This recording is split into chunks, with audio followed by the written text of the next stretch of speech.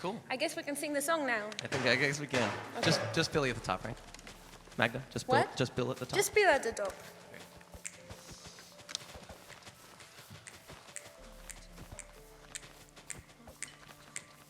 Is that okay? You're the boss. 1, 2, 1, 2, 3.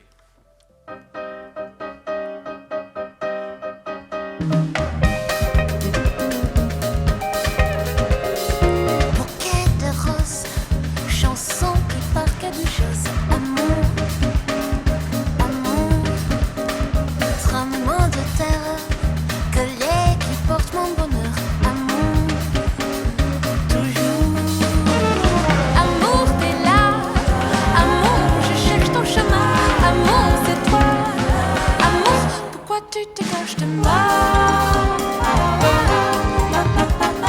Rêve de bisous, de mots qui caressent les coups. Amour, amour, monte à l'envers qui va porter mon bonheur. Amour, toujours.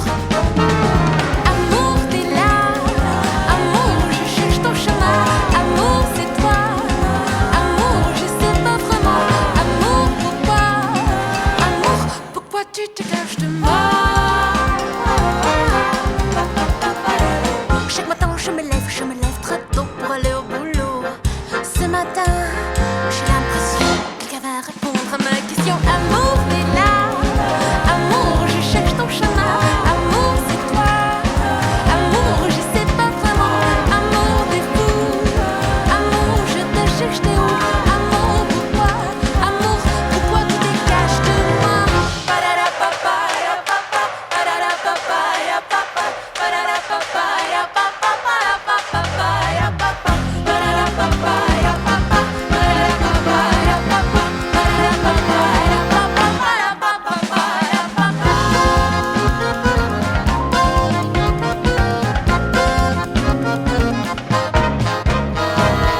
Chaque matin je me lève très tôt pour aller au boulot. Ce matin, j'ai l'impression que quelqu'un va répondre à ma question. Amour, t'es là.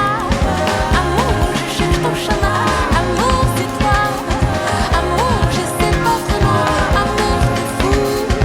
Amour, je te cherche, t'es où? Amour, pourquoi? Amour.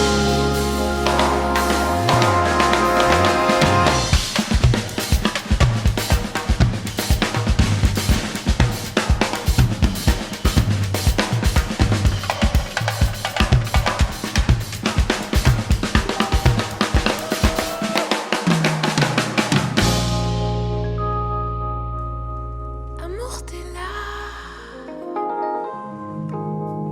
Amour, je cherche ton chemin. Amour, c'est toi. Amour, je sais pas vraiment. Amour, t'es fou. Amour, je te cherche, t'es où? Amour, pourquoi?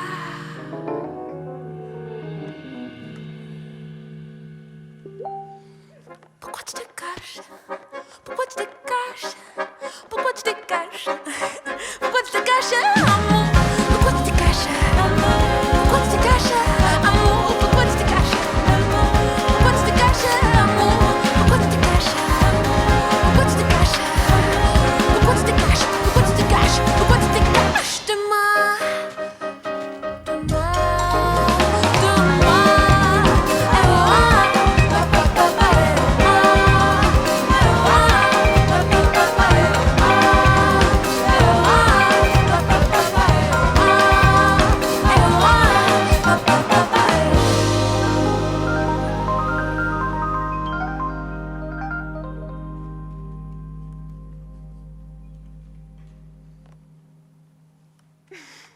How about Magda Yanniku all the way from Athens, Greece? Thank you very much.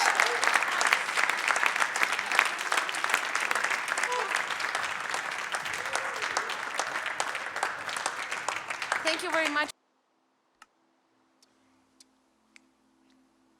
1, 2, 1.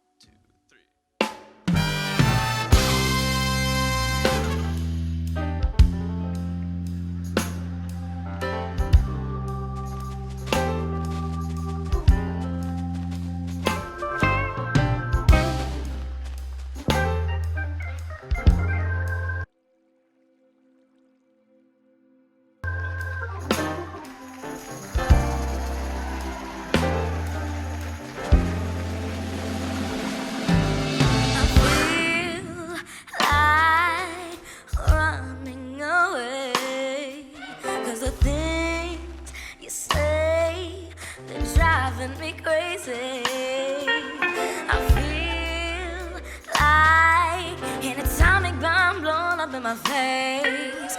So here we are, such a disgrace. But I'm my own person, you to you and down to me. I'm my own person, I'll do it is right on what I mean. I am going to stand my ground, no matter how much you try to break me down. I won't let go of the goodness in me. Remember that sometimes I look in the sea, but I'm my own person. You do you and down to me. I'm my own person.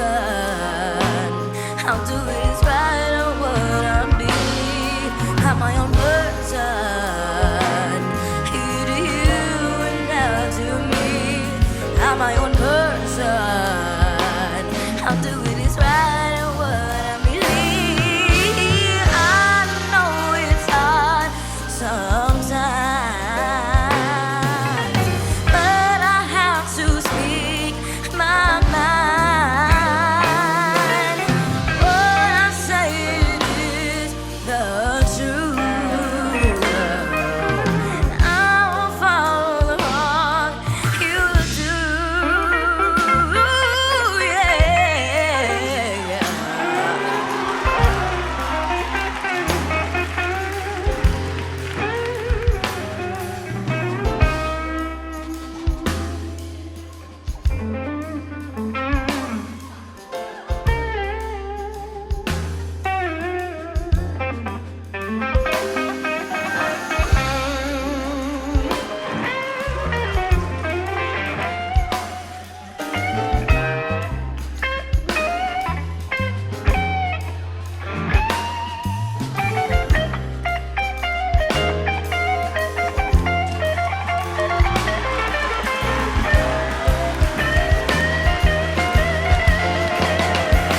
Because I'm my own person, you to you and down to me. I'm my own person. I'll do it is right on what I believe. I'm my own person, you to you and down to me. I'm my own person. I'll do it is right on what I believe.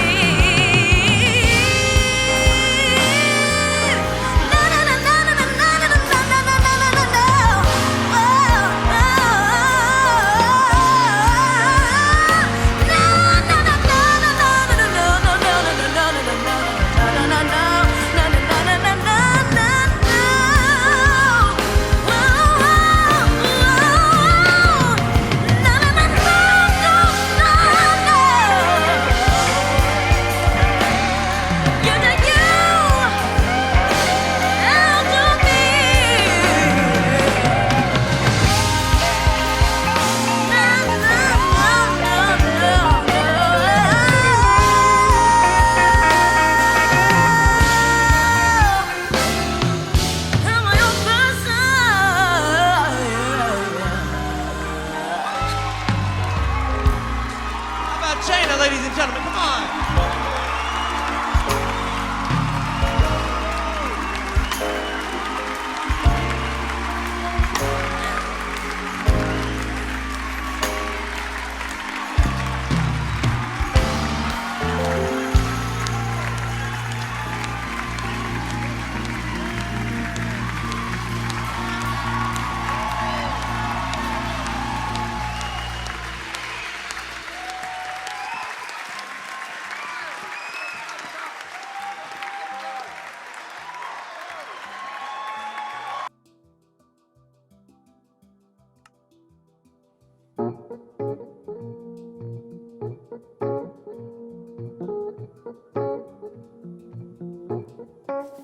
My heart bleeds, I am broken, and I've got nowhere to go. There's this thing holding me down, and I'm at an all-time low. I can't sleep, but I keep my eyes closed. Can't even think of moving ahead. I can't breathe, this battle I'm losing. This weary body's been left for dead. I'm going under the water. I'm drowning my sorrows and burdens away. Clean this house, every corner. Nothing left but bad memories. Can't sit up in here no more, pretending that I'm already free. I think twice, trying to stop me. I'll bring you down like gravity pulls. Can't take back what's been done to me. Last time I made you look like a fool. I'm going under the water. I'm drowning my sorrows and burdens away. I'm going under the water. I'm drowning my sorrows and burdens away.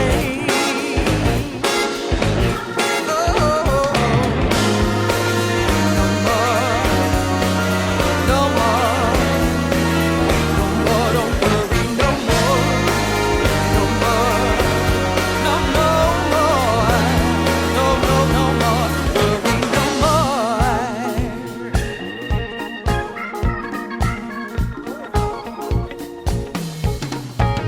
I need faith, I need you, Lord.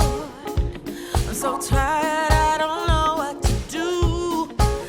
I need faith, I need you, Lord.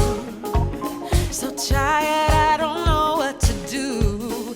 I need faith, I need you, Lord. So tired, I don't know what to do. I need faith, I need you, Lord. So tired.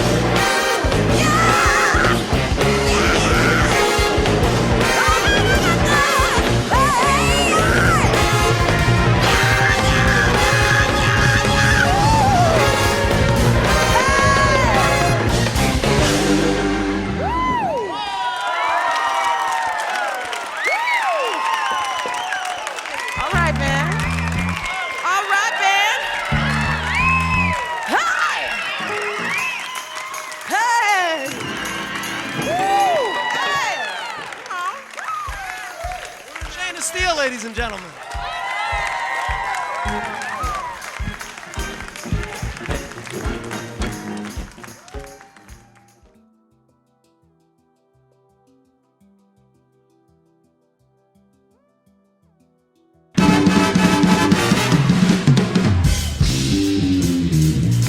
Okay, so last week I played this gig with the J Music Ensemble, which is this band that plays anime and J-pop and video game music at the Brooklyn Botanic Garden.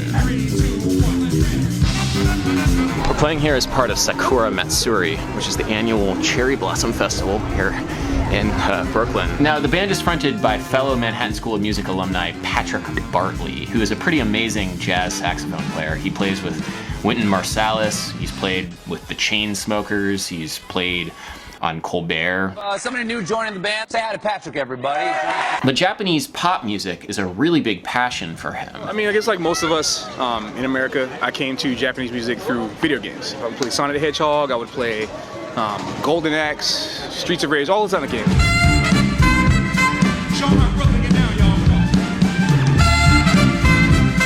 So I would go to the library, find the music, and then I realized, oh, it's composed by this person who's Japanese. Oh, this music comes from Japan. How far does this go? So for me personally, playing this music, which I don't know a whole lot about, filtered through the lens of American jazz improvisation has been really interesting because it feels somehow both very different and very familiar.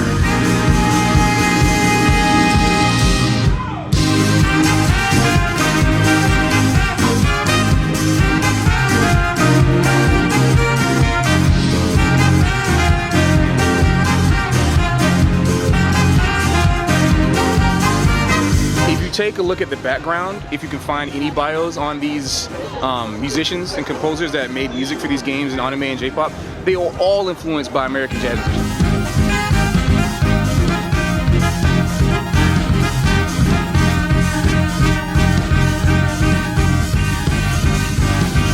I mean, you have people like Yuji Ono, right, who's a composer for the music of Lupin III. And that was in the 70s. So that's very clear inspiration from things like either James Brown's band or Herbie Hancock's band, or even older, like you got Count Basie, you got Thad Jones. You can hear all that sort of stuff.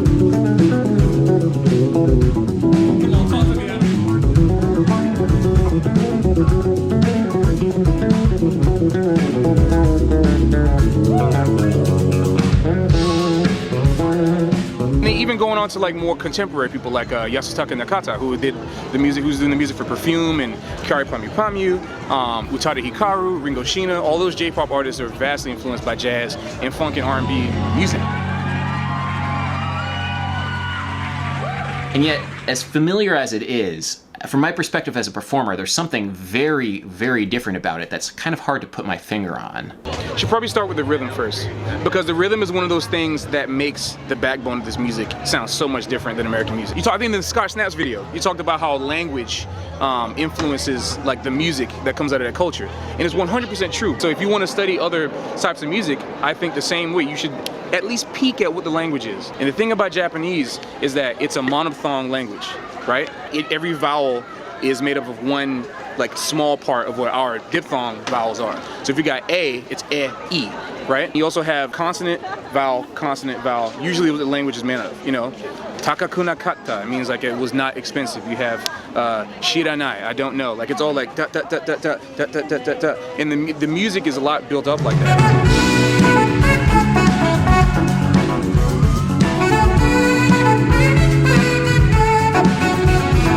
That's kind of different than what we have, because you have a lot of words that slur. You have a lot of words that move this way. You know, when I talk like this, it kind of swings a little bit.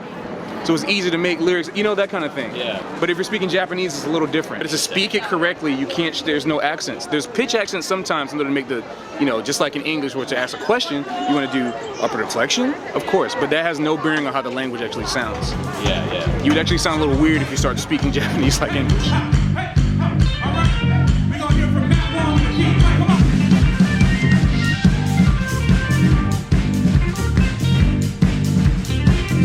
So I'm a huge fan of the idea that language influences music. The rhythmic qualities of a given language are going to be found in the musical ideas of a given language's culture. Different languages yield different musical grooves and ideas and feelings. What's exciting to see is Japanese music has borrowed from American culture, but now that American culture is borrowing it right back, creating something even newer and even more exciting. Do I really have the room for improvement? If the both of us go where there's no ground beneath it, does that mean I'm of no use in death either? Is that how it's supposed to be wherever I arrive? And would it be the same if my mom was alive after her work? All I know is nothing ever compares to the days when my mother was there. It's all my fault. I wish the days that my mother was there.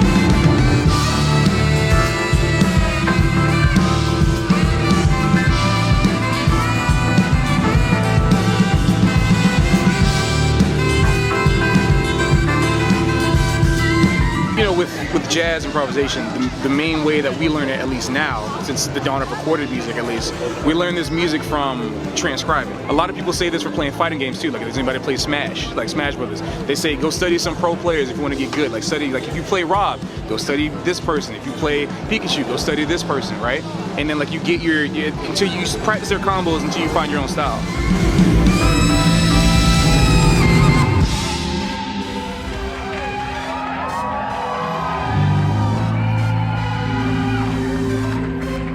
There is a feeling to it.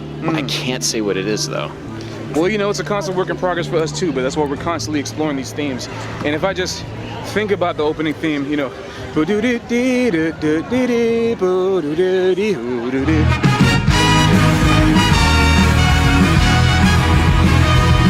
that one interval, the 6, is so important to me because it's a feeling of the blues. And I think the Japanese have a very interesting way of dealing with the blues that I got very attracted to. Interesting. And I'm not even talking about like what stereotypical pentatonic stuff. No, I'm talking about the straight up feeling of the stress and de-stress melodic tension. There's like a bubblegummy poppy song by Perfume from the early era, the complete best era, as like Perfume fans know of. It's called Sweet Donuts. The chorus goes, sweet donuts. If I take it out the context of the lyrics and take it out the context of the rhythm, I go, I'm like, oh, yeah. Wow, that's some other thing. It's a simultaneous feeling of the optimistic rhythm with the really melancholy melody. And that's what creates that feeling of J-pop that has. And it's very deep. Very deep. Because the blues is all about that uplifting feeling too, right? Right. So you got a lot of melodies in J-pop that go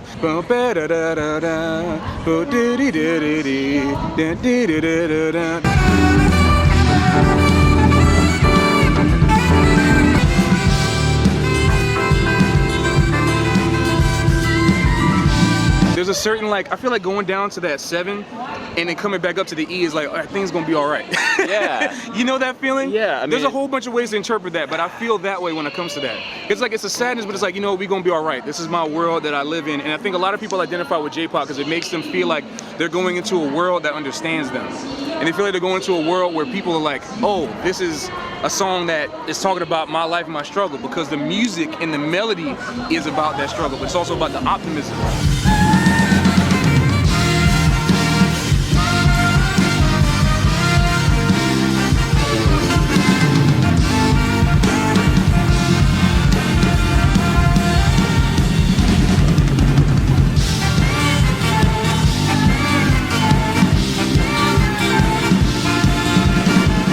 That major can sound sad. There's not, I don't know. See, I was culture.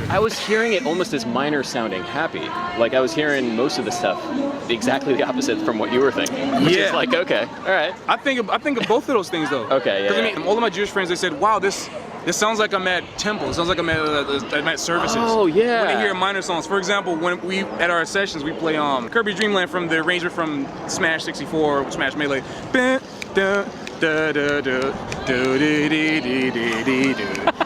And they're like, man, why does it sound like a horror? I'm like, really? Like, yeah, and it does. All that to it, and like it's because of the minor sound. Dreamland from the arrangement from Smash 64, Smash Melee. And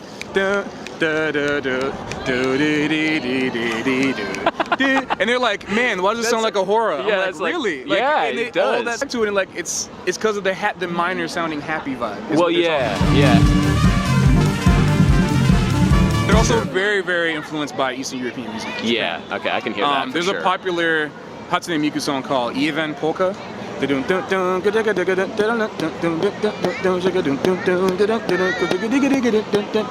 like actually the song. Yeah. There's a lot of songs that borrow from that. Okay. And it's really interesting. Just the synthesis of many, many other cultures, or at least like influence of other cultures, but then through this uniquely Japanese It's Big rhythmic Island sense. culture. Yeah, It's okay. Big Island culture. Being half Jamaican, I totally feel where they're coming from. And there's a whole, and Yeah, they're okay, also vastly influenced by reggae music. Half of my family is from Jamaica, so to represent the spirit of the Caribbean, we gotta do a little soca. You ready? One, two, three, break it down.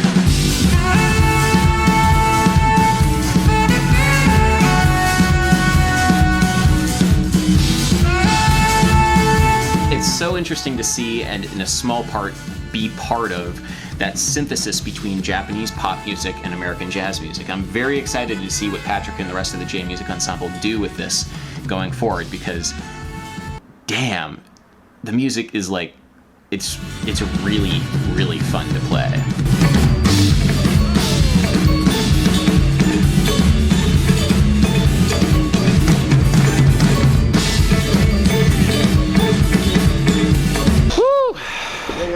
That was so much fun. It's like an adrenaline rush, that last tune. Holy crap.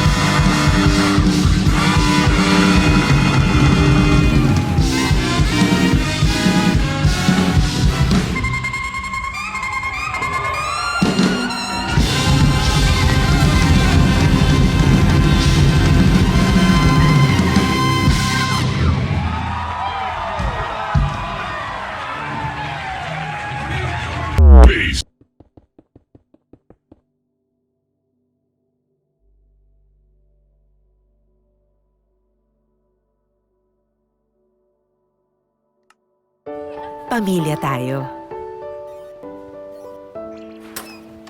Pag may tampuhan, isang sorry lang, okay nang lahat. Alaska, tumutulong magpalakas sa nagpapalakas sa atin.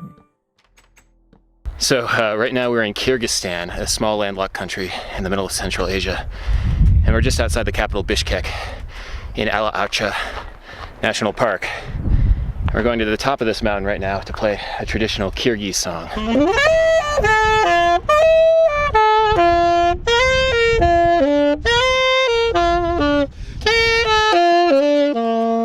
Okay, so why is Jared Yee playing Careless Whisper on a mountaintop in Kyrgyzstan? Well, recently I got back from a 3-week tour of Central Asia with 5 members of the horn band Aberdeen as part of American Music Abroad, a cultural diplomacy program funded by the US State Department to promote American music and American culture overseas. In other words, the footage that you just saw was quite literally jazz propaganda funded by the American government. There is a lot more to this story, believe it or not. Let me explain. American Music Abroad is a direct descendant of similar tours that the government would fund in the 1950s and 1960s, where jazz greats like Louis Armstrong and Dave Brubeck and Duke Ellington were sent around the world to play jazz to promote American interests during the height of the Cold War. These jazz ambassadors aimed to counteract Soviet cultural influence, but the image of these mixed-race bands playing African-American music contrasted bitterly with the racial divides of the Jim Crow South at the time, something that the Soviet press was all too eager to highlight. But the musicians also showed America a land of contradictions at its best: intrepid, independent, multicultural, and free. Now, the Cold War is done, but public diplomacy programs still exist to promote American music overseas, like, for example, the music of Aberdeen, an instrumental jazz rock band that is very much steeped in the musical culture of New York City. I've been playing with them for about 2 or 3 years now. Political scientist Joseph Nye has said that in today's information age, politics is about whose story wins. American Music Abroad, and by extension the State Department, thought that the story that Aberdeen had to tell was one worth telling as a vignette of American culture overseas. We would be doing the same thing that Duke Ellington and his band did in a previous era. We would be modern-day jazz ambassadors.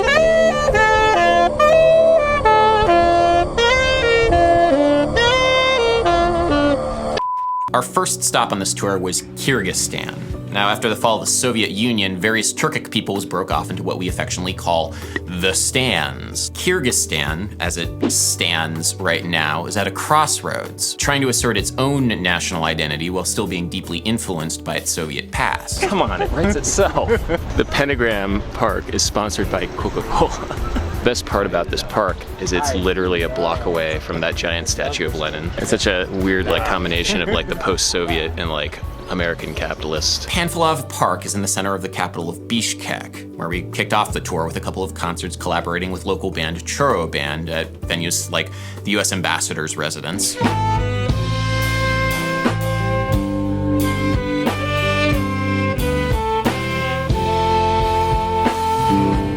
As well as, believe it or not, a co-working space in downtown Bishkek.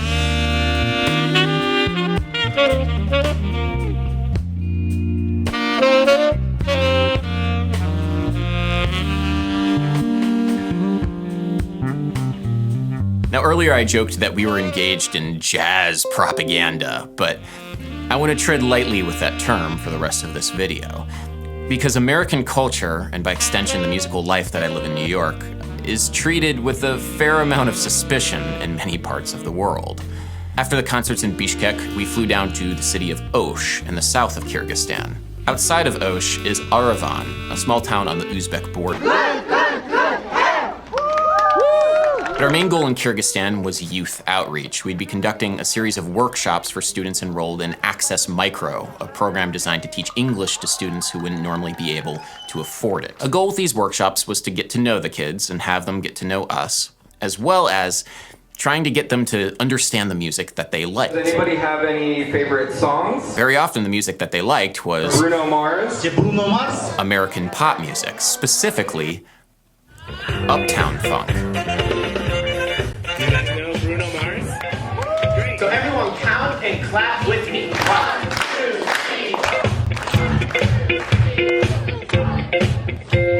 3. Could everybody just go?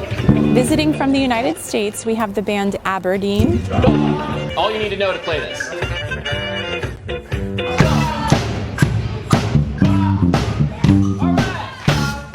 Awesome, great job. That's my job, going bum.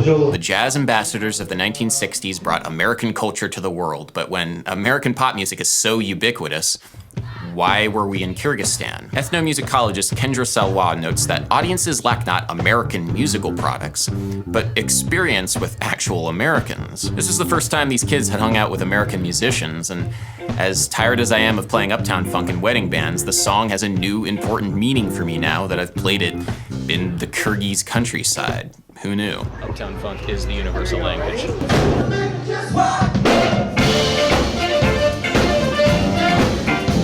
Public diplomacy is becoming less national. Governments have always had their own interests in mind, but when practicing public diplomacy, they increasingly emphasize common interests.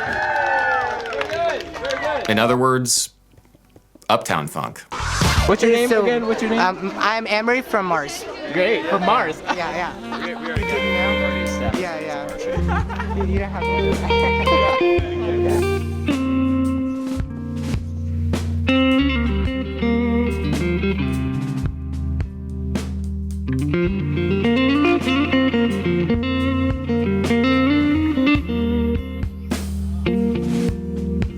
Kyrgyzstan was an amazing experience. The people were so hospitable, and outside of the concerts and the workshops, we got to experience local culture, and some of which was fairly adventurous. Here we go. Me and VJ are going to try fermented mare's milk for the first time. Here we go.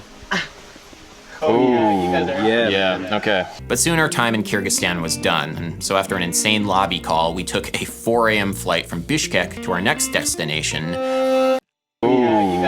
Yeah, okay. But soon our time in Kyrgyzstan was done, and so after an insane lobby call, we took a 4 a.m. flight from Bishkek to our next destination, Mongolia.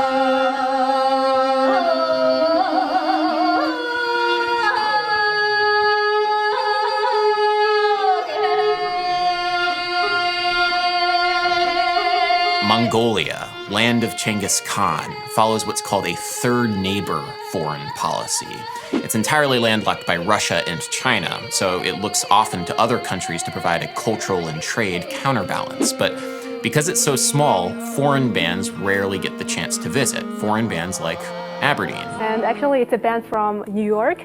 The name is called Aberdeen. Our visit was featured on an English-language Mongolian news show. About ready to do a television interview. I heard that you came to Mongolia through a music diplomacy program called American Music Abroad. Our main goal in Mongolia was collaboration with amazing local musicians from a variety of different styles and traditions. We also collaborated with Beatbox Ray and Dulu, percussionists, as well as the Redline, a Mongolian rock band. We just finished playing with the Redline boys.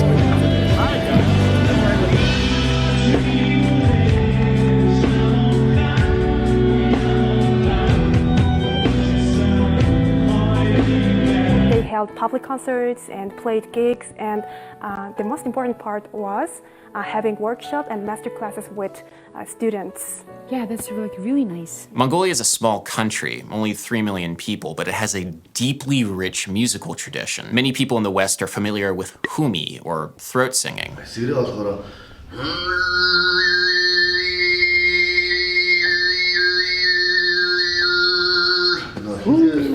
But there are other fascinating traditions that aren't as well known in the West, like, for example, something called long song.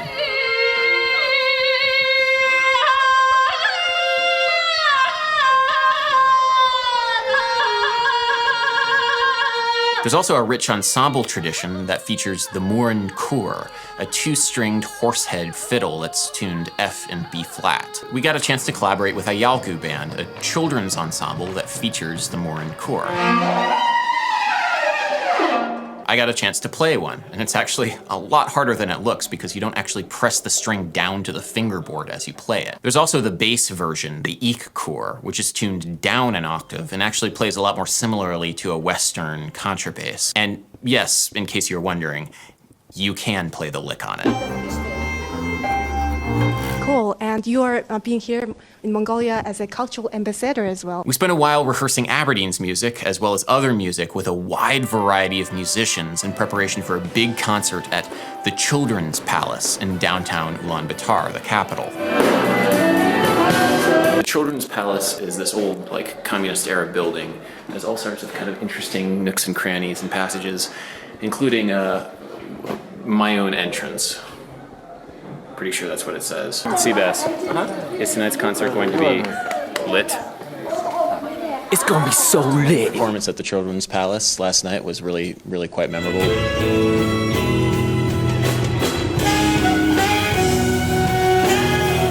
Now, you'd be amazed at how easy it is to rehearse with musicians who don't speak your language.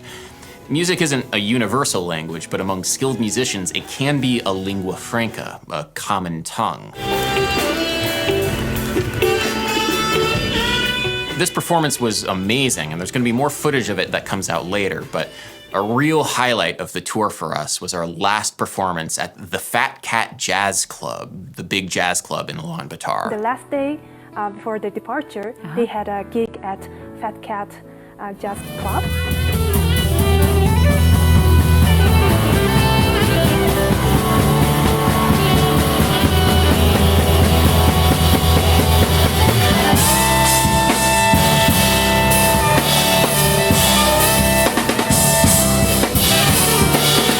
There's a really awesome musical scene at that club that we just fell in love with, and we spent most of our time off actually hanging out at the jam session after hours doing the real public diplomacy work, speaking the true universal language of the hang. There's one moment in particular at the last gig where all of the joy and excitement that we had from hanging out with all these amazing people and musicians just kind of overflowed on stage.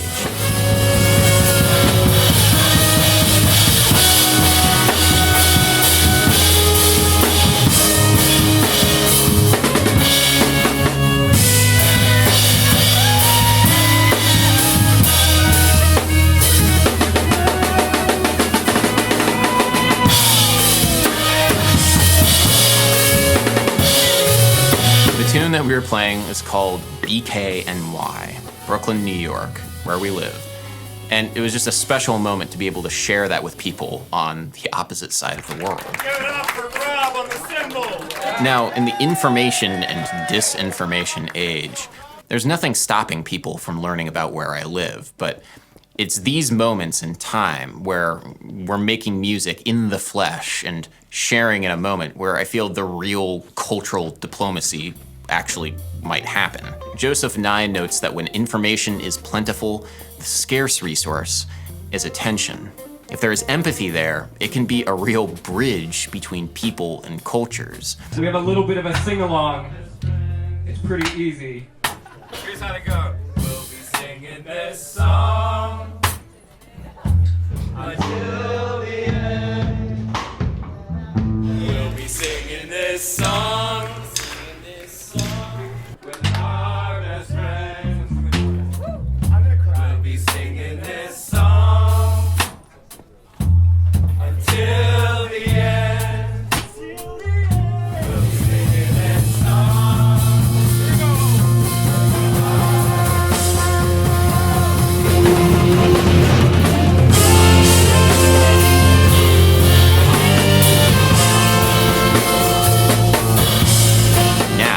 More than ever, I feel a real civic duty, really, to promote the idea that music is a means of connecting people on a deeper level. It's not something that you just listen to, it's not something that you do, it's a shared expression of humanity, really.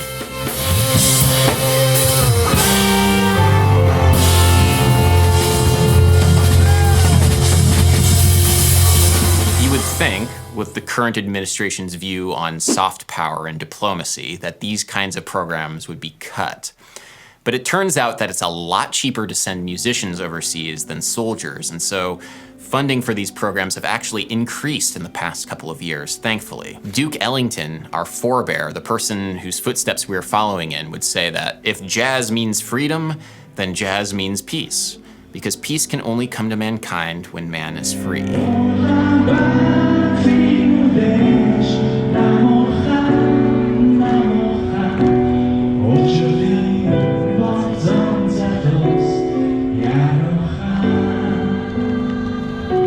I love this song. It's called Ulaanbaatarin Udesh, or Ulaanbaatar Nights.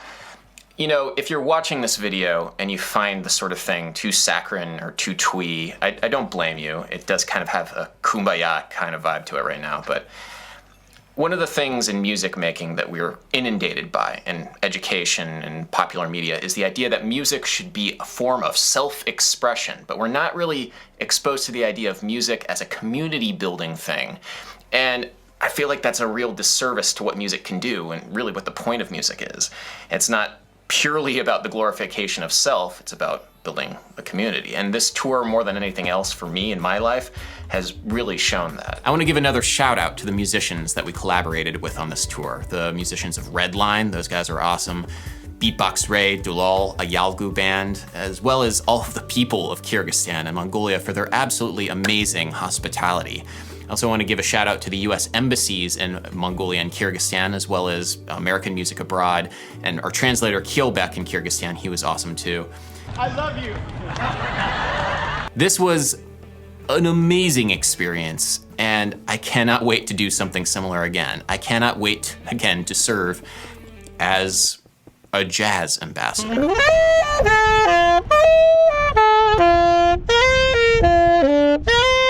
Fan that was messaging us, him and his friend have real books for us to sign. Yes! I like how my reaction was yes, and everybody else's reaction was no. One second. One second. All the time. Okay. Okay, sure. What's good? Because Ryan's. Okay, all right. Adam's first real book. Me, Remy. Oh my god! Yes! Yes! Oh, I flipped. Peace.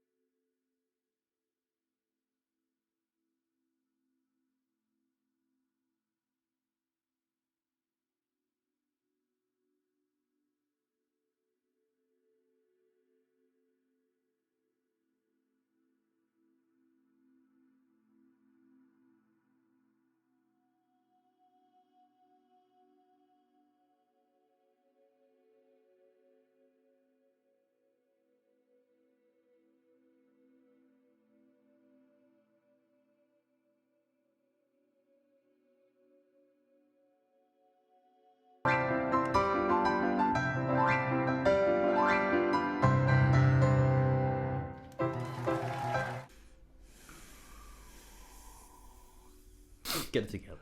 No judging. Yeah, no, don't judge. Hey, welcome back. Nice to see you again. I've missed you. We've missed you. Today we are going to watch a video of Lang Lang, or Lang Lang, as he appeared on the Jimmy Fallon show about a month ago. And you know, we recently came across the video and couldn't help but notice that everyone in the comment section was like, Two set, better react to this. Two set. Have you seen this? So yes. So you guys asked for it. Well, here you go. This is us reacting to Lang Lang playing Chopsticks Variations / Mozart Variations in C / Maple Leaf Rag Medley. That was a mouthful. Yeah. If you're a fan of classical music, this new album has all the essentials. He's one of the most celebrated pianists in the world. Pianist or pianist? I think it's pianist, not Pianist. pianist. What did he say? Pianist. He's one of the most celebrated pianists. Oh, pianist. Pianist. It's Pierre or Pierre? It's not piano. It's piano. Yeah, piano, but Pierre. Let us look it up. How to pronounce pianist according to YouTube? Pianist. Pianist. Okay, let's check Google as well. Okay. Pianist. Pianist. Pianist. Yeah, pianist. But he's a pianist. I think his was like too short, so it's like pianist. The A also was like the A wasn't like there. Yeah. You can't hear it. Anyway. If you want to say the word pianist, make sure you pronounce the A, please. There were a lot of comments being like, Jimmy, please learn to say the word pianist properly. And he's here to perform a medley of songs from his new album, Piano Book. Please welcome Lang Lang. Oh, he said the name right. You got that one, right? Yeah, most people don't say Lang Lang. They say Lang Lang. They say Lang Lang. Yeah, but next you need to get the inflections. Lang. Not Lang Lang. Yeah. Yeah.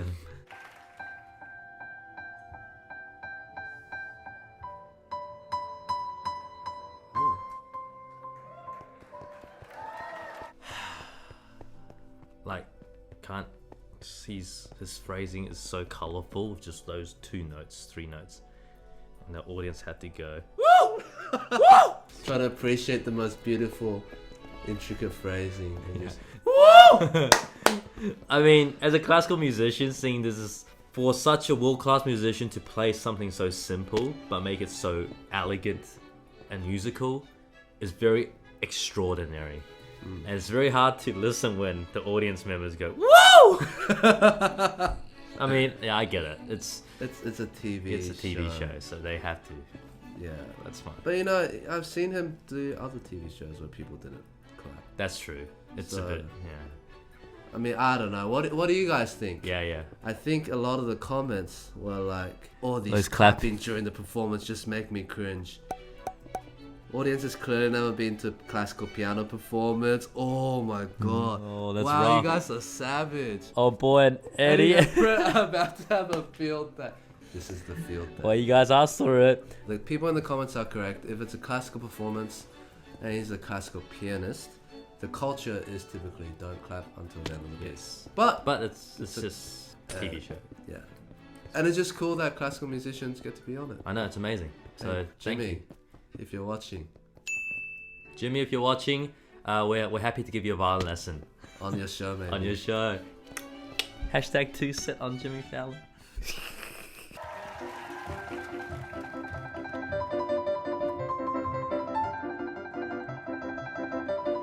Dude, that's insane. It's so light and Yeah. like joyful and just playful. Crisp. Man. Yeah. It's hard to explain to mainstream TV how amazing that is. Yeah.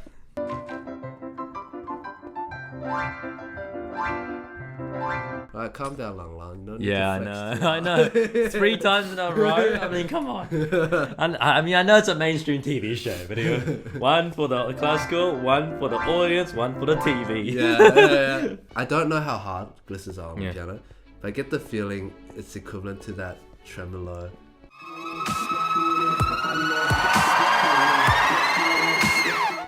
Might be hard, I don't know, but it definitely looks impressive. Yes. Like the amount of technique involved versus the impressiveness. Yes. It's very very big. That is true. Yeah. It's like, I would say Gliss on piano is still probably harder to do than a tremolo. Yes.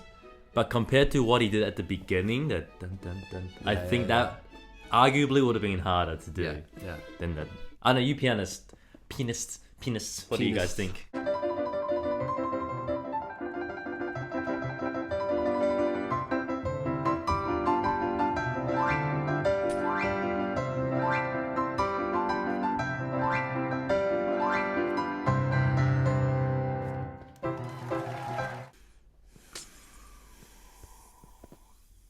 I mean, I guess it's like a showpiece, and it's very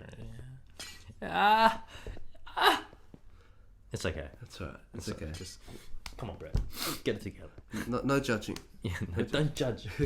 Alright, guys, we gotta be embracing to the mainstream people. We gotta embrace them. We can't judge. So anytime you catch yourself judging them for clapping, do this with us. Don't judge. Okay, maybe I can. Yeah, don't judge. Everyone was just like, don't judge. Mom was like, why is my son going? Who said this? If I judged. It's amazing. So good.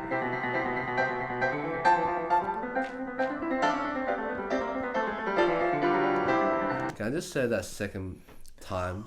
How he made that left hand so pronounced, yes. the phrasing, even though the melody is technically the right hand. So listen to me. Wow, that's incredible. It's so easy for him too. Look at him. It makes it look easy.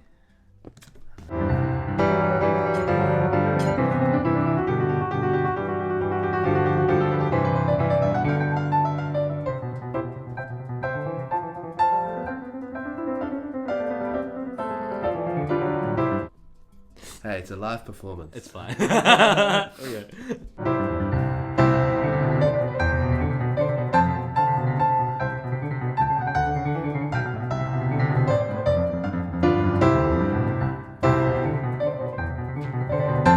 Dude, did you hear the difference? Yeah. Did you hear the difference? Yeah. The second time was wow. Bum. What do you think of the chances the audience there heard that difference? Maybe the ones that didn't clap might have. But too bad they're going, whoa! I know. I mean, sorry. Yeah, come on.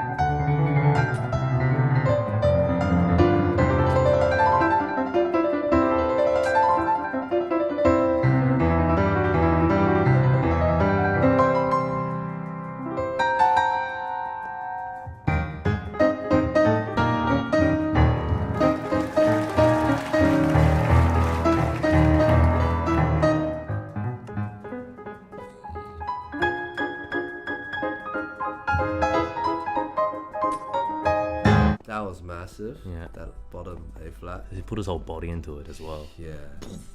That was his down there.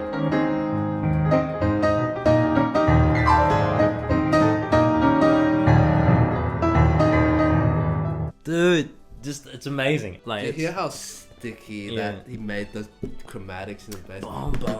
Dun, dun. It's almost like he's pulling some like sticky plate of wood. So how do you even make piano a percussive instrument do that? Sticky. It's a great musician can pull time and give back. We've worked with him as well, right? Yes. And when we were in orchestra, Yes. the way he just takes control and is able to listen to everything else while playing the piano is extraordinary. Yeah, but some people think he's a bit overly, what's the word? Extravagant? Extravagant. Like you And might see flamboyant. he does a lot of these type of gestures. Yeah. But I always think that Lang Lang's obviously, he has showsmanship and Yeah. he kind of takes more risks. But it's always, if you just listen to it musically, there's always something. Yes, his gesture are a byproduct of his actual music. Yeah. It's not just like a gesture, there's actually tension. Yes. Whatever he's trying to express. He's almost conducting himself. It's all personal taste, guys. Yeah.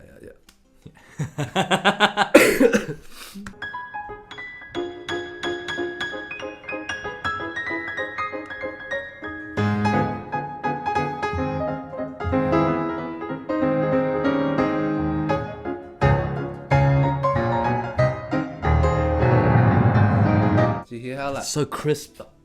it's almost like Percussive now. yeah, and the time he pulls it back just that little bit. That little delay.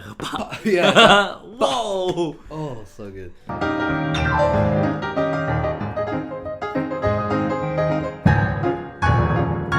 That one, bum bum bum. Oh, that's masterful, man. Yeah.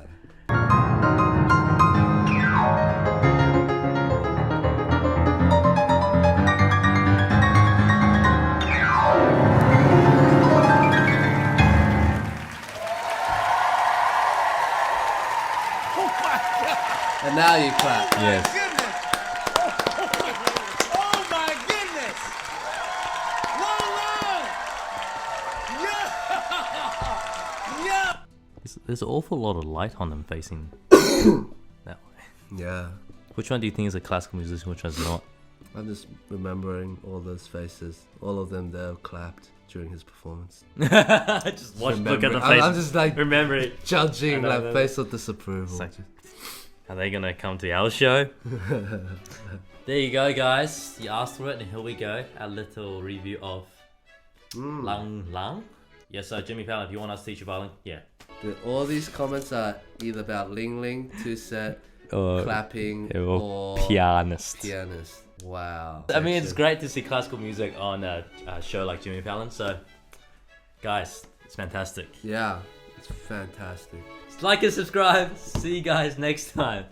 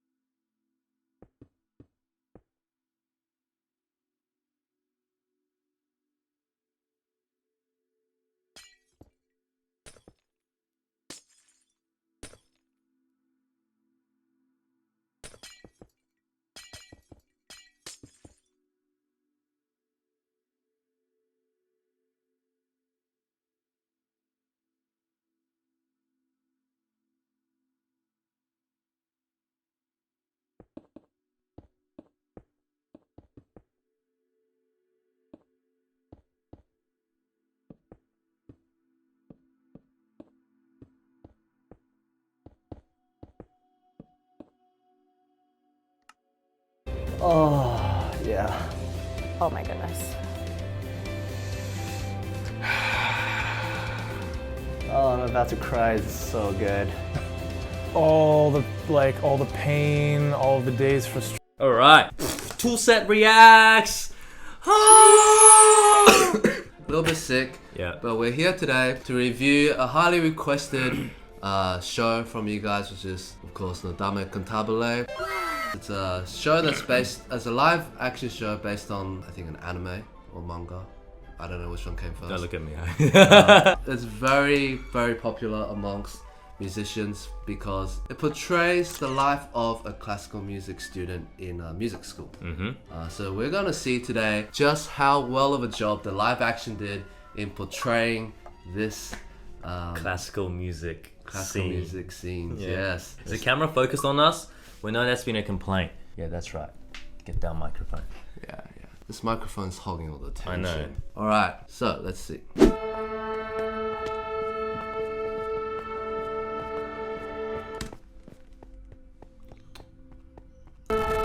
Sounds more like a high school orchestra right now with that A. It's not in tune. Normally, this is what it's normally like, guys, okay?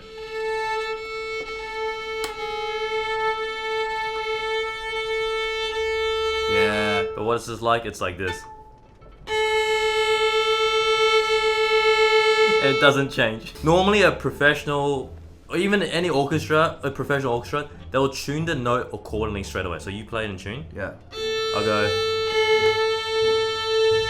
I'll automatically fix it, but here it's obvious there. It's just staying, it's not fixing. Now I'm out of tune. They did get one thing right though, which is the strings come after the winds, but it should be the winds first, finish, then the strings. Not everyone doesn't tune together at once. Yeah. Because it's too hard to hear yourself. There's too many people playing. Okay, the conductor doesn't walk on before the tuning finishes. Normally it's tunes. Normally the orchestra tunes when it finishes quiet, and then it's a bit of silence to correct the tension and atmosphere, and then the conductor walks out. Yes.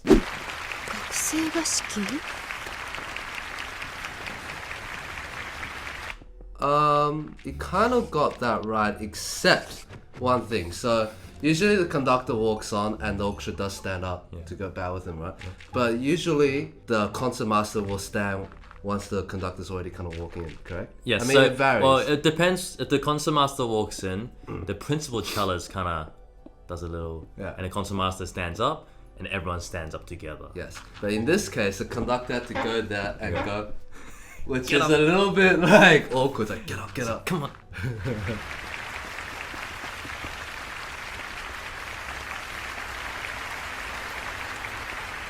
I mean, the lights should have been on already, right? Yes, the lights should have already been on. I don't know why it didn't then. They got one thing right though, in the sense that the conductor bows and the orchestra doesn't bow. It would have been awkward if the whole orchestra bows. would've been So funny, that doesn't happen. So that was right. And they have a nice looking console. I like it. That is true too. There's a legitimate classical console hall. Yes. Oh, and the conductor came on from the right side as well. So Oh, good yeah. job on that. Yeah. That's accurate. Yeah, they got that right. The conductor raises the baton, and then the orchestra raises the instruments.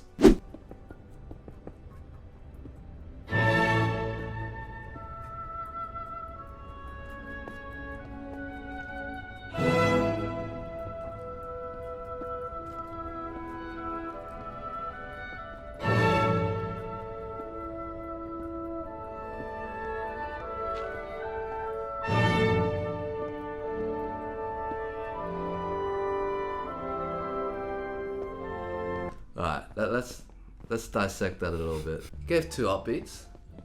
Yeah. I mean, it's alright. It could be 2, it could be 1, but that's right. Usually before the beginning of a symphony, the conductor needs to give something so the orchestra knows once they come in the tempo. Yeah. It looks pretty good so far. Let me just look again. Okay, so that's right in the strings at least. Mm-hmm. It's like that kind of Dambo motion.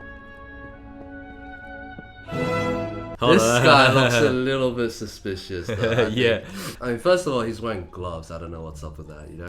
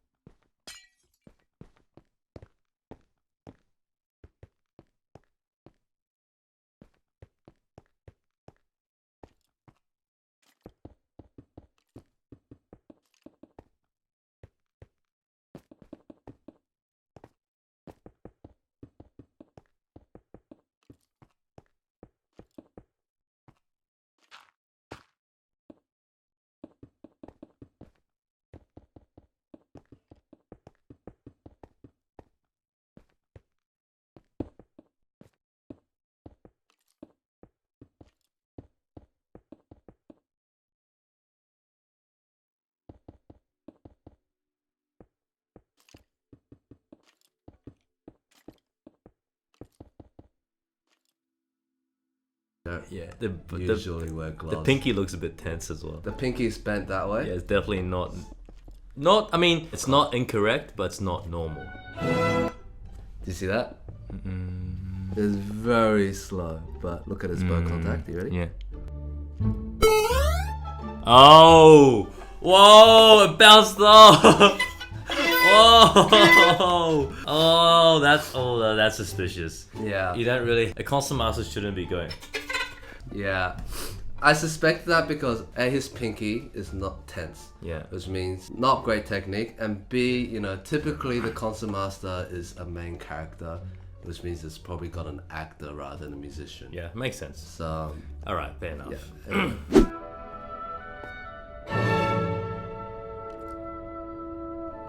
They've actually done a lot of detail in making sure, at least in the strings. The bow strokes are all correct. Yeah. Like when it's piano, it's near the tip. It's not like some movies.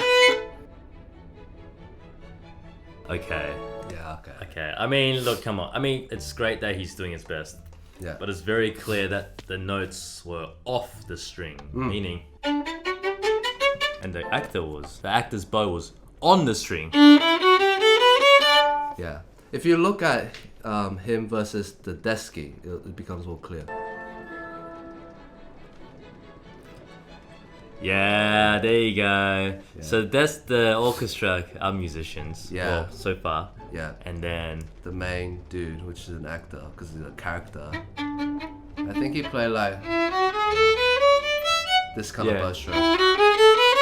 Also, if you look at the left hands. Oh yeah, he also. Yes, she actually does the right finger. Shift. Third position, but he stays in first. So even though his finger faking looks quite realistic, he doesn't shift at the end. Yeah. Another sign that he's not necessarily a violinist, even though he's doing a very good job looking like one. Yeah. But yes, let's continue.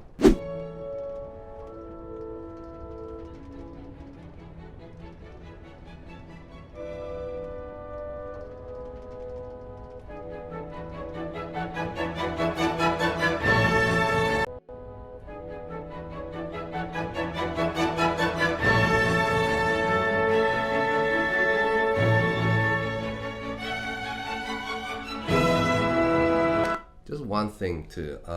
My guess is this guy is not a conductor, even though he's doing the 4/4 pattern correctly. Because the reason is his gesture is always the same. It's always kind of these very big gestures, which is da da da da da da da da da da da. I think I mean in conducting, the right hand usually keeps the tempo, but the left hand is used for cueing or phrasing or articulating or dynamics, musical gestures, because if they're just mirroring each other, it's kind of like redundant. You might as well just use the right hand. You don't need the left hand. It seems like the orchestra is running by itself. Yeah. The music part, obviously, sometimes the music doesn't require, like Eddie said, 1, 2, 3, because that's quite heavy. Yeah.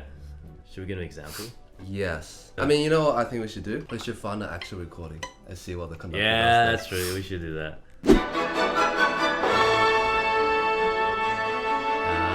Yeah. You see there, guys?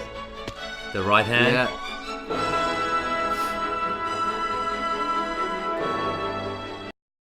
Yeah, that's true. We should do that.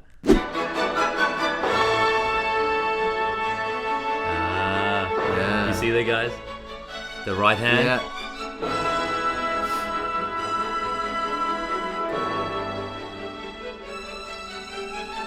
So yeah, he's not beating 4. Yeah. But it was clear the music was, even in the violin part, was like 2,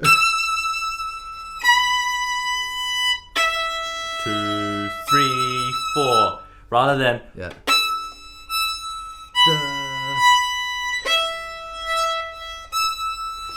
Yeah, he's showing where the important places to go to musically.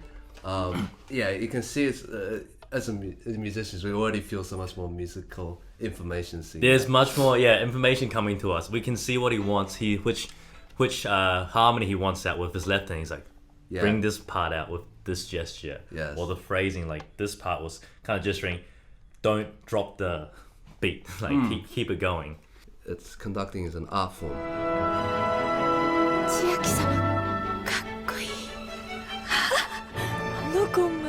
Alright guys, please don't talk during a classical symphony. Oh man. Yeah.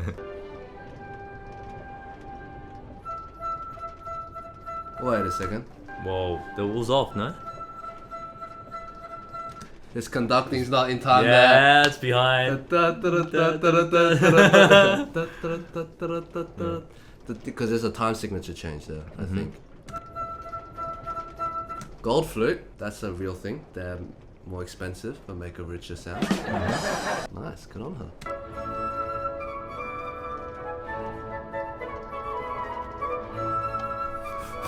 I mean, he's trying. The bow is still. He's like, oh. It's sliding to the fingerboard, and it's too much bow. Actually, also just that. Yeah. Also, dead giveaway is the gestures when musicians are not playing the notes. So if you look at him, it seems like he's unsure when the music is going to come. Yes. So if I show you the gestures at 1, rather than... Yeah. And that's particularly important because he's sitting as the principal or concertmaster. So the concertmaster has a special role, not just to play, but also to lead the section. So the section is actually trained to not just look at the conductor, but look at the gesture in the scroll and the bow of the concertmaster. Yeah. I'll try and follow Eddie. Here we go. Yeah. So that's very clear. But if he doesn't give me any cues. Yeah. It's very scary for the section if it's very scary for the section if the concertmaster or principal doesn't lead or show you anything. おいおい、あれをやる気かよ。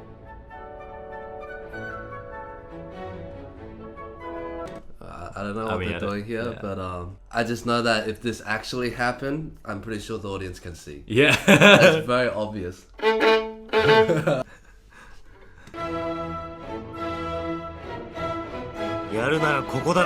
I just say, even for someone that can't play violin, to actually get the string crossings and correct down and up bow, like, good job. Good job. Yeah, I'm glad they put some sort of effort into trying to make this look realistic. Yes, yes, thank you.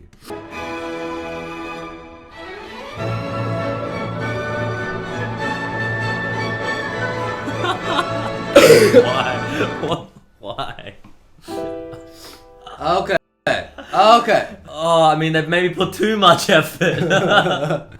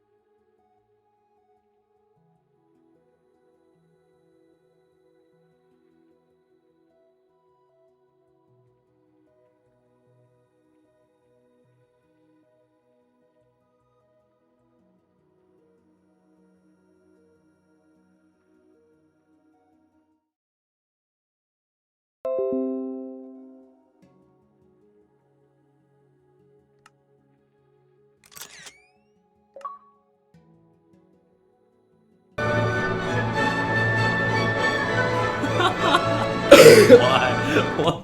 Why? Okay. Oh, I mean, they've maybe put too much effort. First thing before we even talk about the violins and the flutes or whatever, this bit. Okay, so this is actually kind of funny because I don't know if you're in the orchestra there, but we did it once in concert. I remember. Yeah. Except when we did it, there was a bigger pause because in the actual music, there's only one beat rest. Yeah, there's not enough time to twist the blah blah. It's very, very quick. And if you look here, shouldn't they be playing as well? They start spinning while the music's still sounding. While it's possible to do, the time is too short. It's way too short. They started spinning it before the music actually ended. And if the cellos and bass actually stopped, the sound would have been halved. Yeah.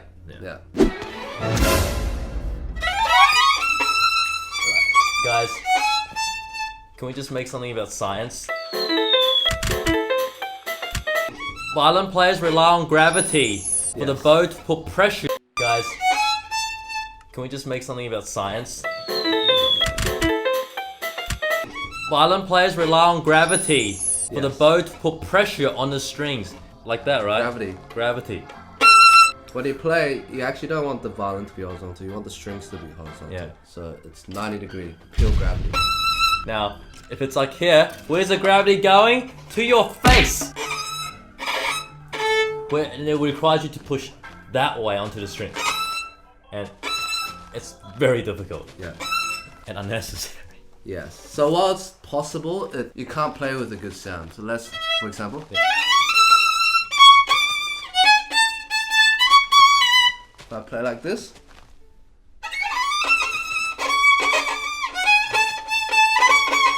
I don't know if you guys can tell, but the dynamics it's halved. Yeah. And the tone quality it sounds more nasal.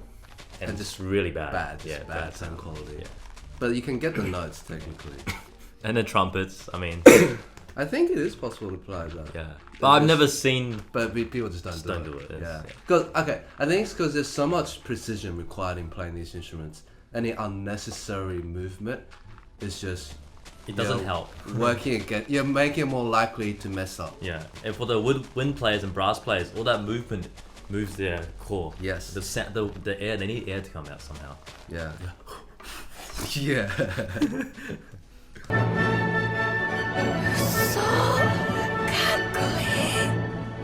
She just said that's so cool. I guess. I don't know. I guess so. Yes. Do you guys think that's cool?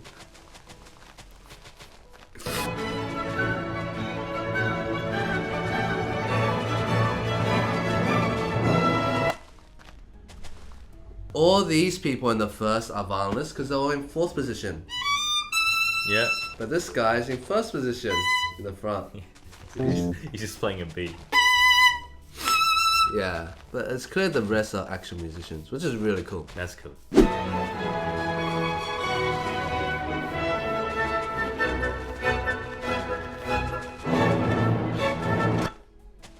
Nice cut. Yeah. To the fourth movement. Yeah, the music just. They just cut 40 minutes of the symphony. Yeah.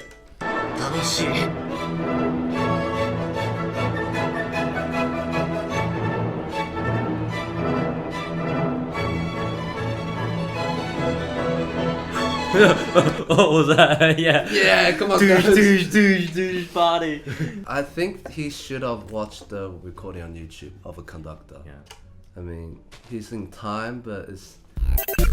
You've never seen a conductor go wow. Yeah. Oh! Oh! Please don't do that. Oh, that is a rule. Oh. No, beep beep.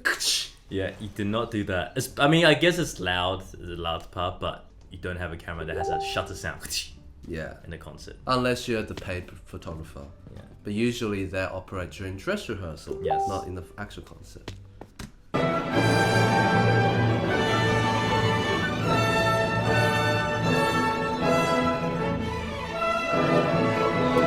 missed the they entry. missed They're it. like, spin. Oh! Da-da-da. I mean, yeah, I guess I get it. I want to make it more fascinating for More fun. More fun. Yeah.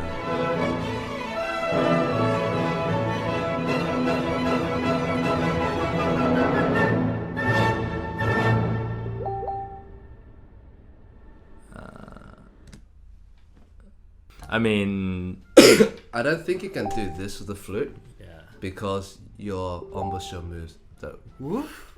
You know. It's cool how they got everyone standing up.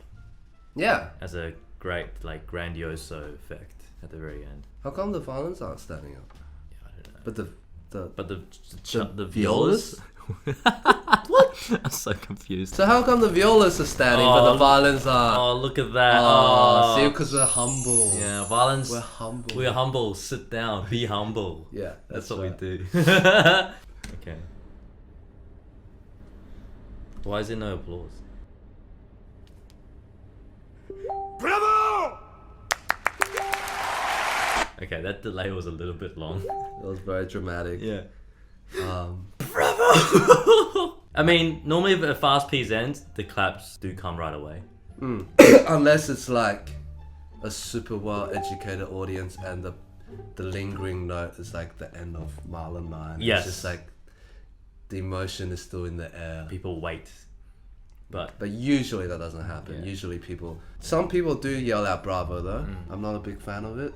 But Yeah. that does happen in Does classical happen. concerts. That's fine. Yeah. It's cool. Yeah. Pretty good though. I say all in. I'd say it's definitely much better than most of the movies we've seen. Yes. So a lot of respect to the directors and actors for putting in the effort. And also the fact they have real musicians. That was really cool. Yes. Thank you. Actually, apparently, I did a little bit of research. It consisted of members from the Tokyo Metropolitan Symphony Orchestra. Well, there you go. Well done. Anyway, guys, thank you so much for watching. We're very kind of happy with this one. Yeah. We hope you guys are educated by watching this, and please subscribe and like to see more of Two Step Violin. Yes. Definitely check out Nodama as well. It's a good show. Good show. Yeah. Bravo!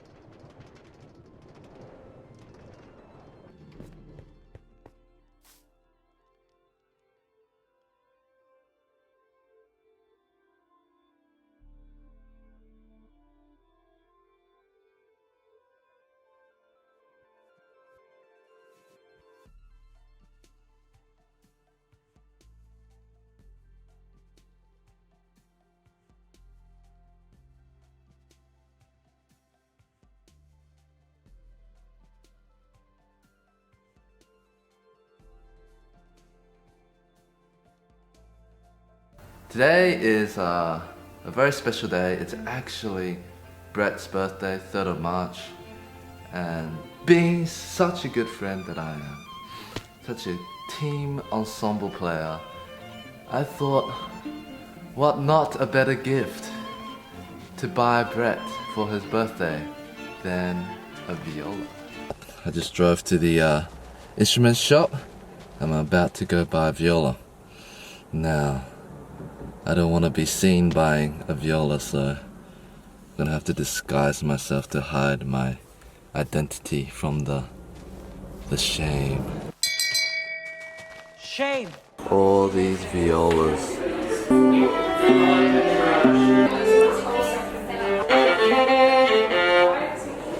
I think I liked the one before. How much is that? The other one. 4,500. I think I'll get this one.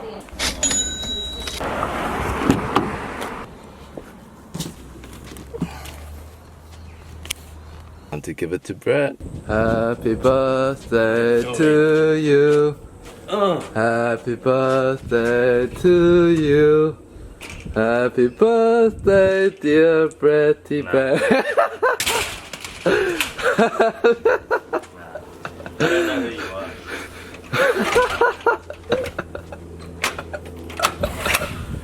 You upgraded to violist rank. How did you get this viola?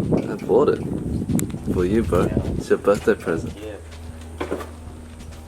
After 21 years of violin, you finally upgraded. So bad. Did you actually? Yeah, I bought it. Is it's it? for you. It's yours. Hip hip viola. Hip hip viola. That is so bad. I'm like happy but not. So actually I'm so disappointed. Hey Brett, you wanna play something for us? On your new viola! Oh! Hey Brett, hurry up and play some viola goddamn. for the fans. So this is my birthday gift? Yeah. I thought you just borrowed it. Nah. Oh, That's how bad the case is. it's fitting for viola. Oh! Oh. What are you doing? Hello. That's my son. His name is Little, Chihuahua. little Yang. Yin Yang. I heard that shit. Who is he? Some random. Anyway. Alright. Dude, this case is... Come Are you on, sure bro. this is new? Yeah. Dude, I got the budget version, man. No. This is budget as fuck. If you don't like it, just burn it. Would that make us more money on YouTube? Oh, that majestic C string. Spend 10 racks on a C string. My beloved.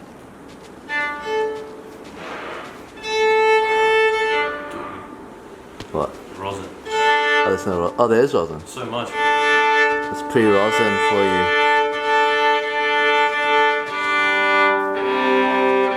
Oh, 4 fine tuners.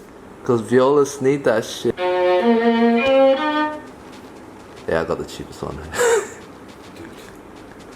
It sounded pretty original.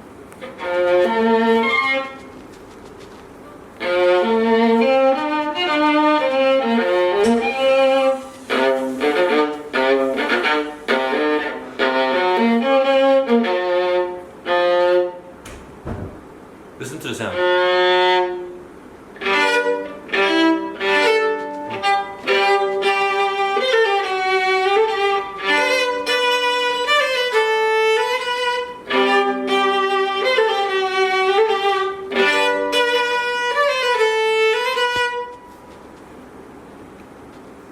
Can you get a refund? No, but you can. I kept the receipt for tax claiming purposes.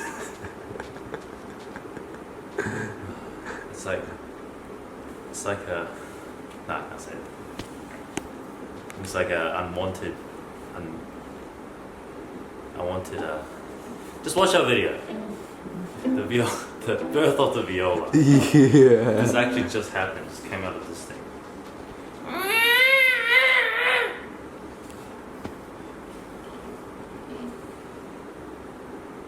What does it say?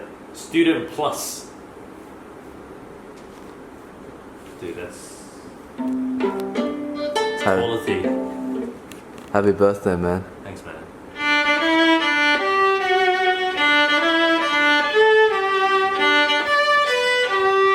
To myself.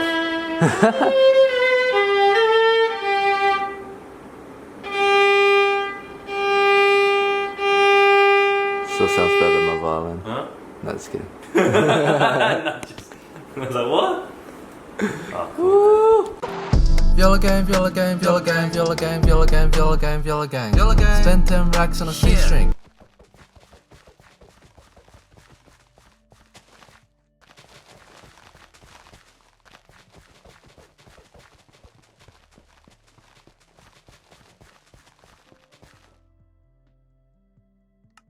Learning guitar? Wait, don't touch that skip button. This is going to change everything. Look, everyone wants to learn guitar, but very few can actually play. Up until now, it's been way too hard. You could try getting a guitar teacher, but finding someone you connect with is hard. Even if you find someone, you're limited to what one person knows, and in-person lessons are very expensive. You can try YouTube, but 90% of those videos. Hey everybody, how's it going? My name is Adam Neely. I'm here answering all of your questions about bass and music in general, so let's get started.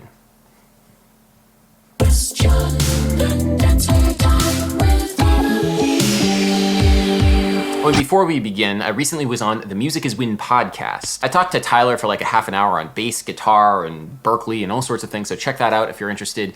And yeah, let's get started for real this time. Jake Mole writes, how do you analyze the chord progression from the chorus of Stevie Wonder's Sir Duke? The chords are B, F minor, E, C sharp minor 7, F sharp 7. What role does the F minor play? Is there a music theory justification for using this chord? Great content as always. Warning, this answer contains a lot of theory and is quite long. If your eyes roll at that thought, please skip ahead to about 8 minutes and 20 seconds in this video. Thanks. So I love this song. There's so many different ways that you can look at the chord progression in the chorus. One, as the composer and performer, and two, as the music theoretician trying to pull apart how the chord progression works.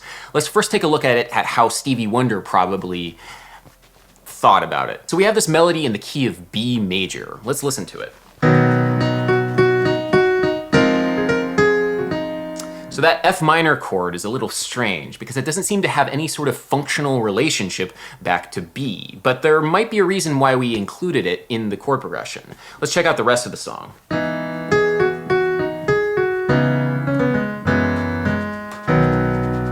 So when Stevie Wonder is writing this, he needs to figure out a chord that goes with that A sharp in the first melodic fragment. He could start trying to figure out chords that go with it from the key of B, like maybe an F sharp. That doesn't really sound right at all. Even though technically the harmonization is okay, it doesn't sound wrong, it's just not right. So what other chords could you have? Well, maybe you could have the 3 chord. That has the A sharp in it, a D sharp minor chord.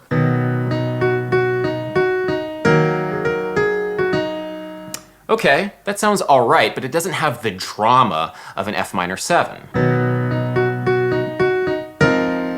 That A sharp right there, and harmonic to B flat, is a natural 11 on the F minor 7 chord. And so that chord has more color, not just because it's outside of the key, but because there's a color tone right there. If Stevie Wonder chose a D sharp minor chord, there's not quite as much color at a moment of drama. You see, composers are not really thinking functionally as they compose most of the time. They're thinking color, they're thinking aesthetics, they're thinking about things which create drama. But now we're here, it's after it was composed, so what is the theory behind this F minor 7? There's actually 3 versions of this, and I think each one is pretty interesting. The first way of looking at this is that this F minor 7 is the related 2 chord to the 3 in the key of B, which in this case would be D sharp minor. So this chord right here is related to a key that's being tonicized. You see, in functional harmony, what happens very often is that you get these kinds of keys within keys. So D sharp minor is being temporarily tonicized by way of this F minor 7, a 2 chord. Now typically a 2 chord is part of a 2-5 progression, so if we were using this in the context that it means, it would sound like this. This sort of chord progression might be familiar to you if you're familiar with Mendelssohn's Wedding March, because the very first chord of the Wedding March is the sharp 4 minor 7 flat 5 that tonicizes the 3 minor. Check it out.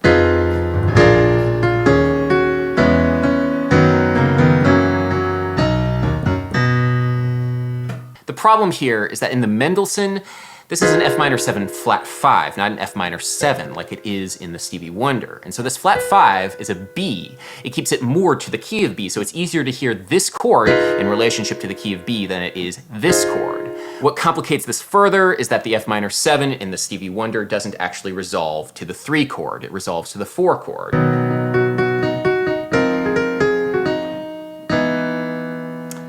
So it's a little unlikely to say that that F minor 7 is a 2 minor 7 to a 3 chord which never gets resolved. Instead, what you could say is that this F minor 7 is not functional, but it does relate to the chord that it resolves to by way of voice leading. Check this out. If we play an F minor 7, it's just a matter of shifting the root and the 5th down a half step to the root and the 5th of the chord that it's resolving to. The 3rd and the 7th of the F minor 7, A flat and E flat, and harmonic G sharp and D sharp stay the same. So the resolution comes from the fact that everything is moving by half step. The key to this, to keeping us in the key, is the fact that it's being moored down by the G sharp and the D sharp, which are both within the key of B. So this doesn't sound super weird and super out of the key, it just sounds like it's kind of a cool color in it, which is our perception of it. And that's why most people, myself included, would probably be okay with this analysis because it reflects how we're hearing it.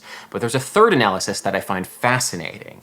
And that analysis says that there's a kind of a hidden shadow chord progression underneath the chorus of Sir Duke. And that chord progression is basically 1, 6, 2, 5, 1. And so this F minor 7 is actually functionally related to a 1, 6, 2, 5, 1 progression. This F minor 7 has a function, it's just that it's hard to see. Let me show you what I mean. So we're gonna play the melody how it normally is. And instead of this A sharp being harmonized with an F minor 7, we're gonna harmonize it with a G sharp 7, 13, 9. The thing that's fascinating about this chord is that if you just rearrange the notes and put the F on the bottom, it ends up sounding like an F minor 7. The thing is that this G sharp 7 chord, including the F sharp if you take into account the notes from the melody, has a functional relationship to the key of B. It's the 5-7 of 2. So what this basically tells you, or at least in this analysis, is that this isn't an F minor 7, even though it sounds like it and it looks like it. It's in fact a G sharp 7 with a very functional relationship to a 2 minor 7. Now this is complicated a little bit because the F minor 7 in the original progression does not resolve to a 2 minor 7. Instead it resolves to an E major 7. So the shadow chord progression is simply the underlying skeleton from which these other chords are kind of extrapolated. It's the functional relationship of all these chords that is not so easy to see on the surface. In the shadow progression, the G sharp 7, the 5-7 of 2, would tonicize the 2, and then from there we would go to our normal 5 chord, although in this case we'd probably voice it as some form of 5 sus with a 9. I typically would voice it with an E major over F sharp. I probably wouldn't play the natural third because that natural third kind of clashes with the pentatonic melody, which is... So let me play for you back to back the actual chord progression and melody, and then this shadow chord progression.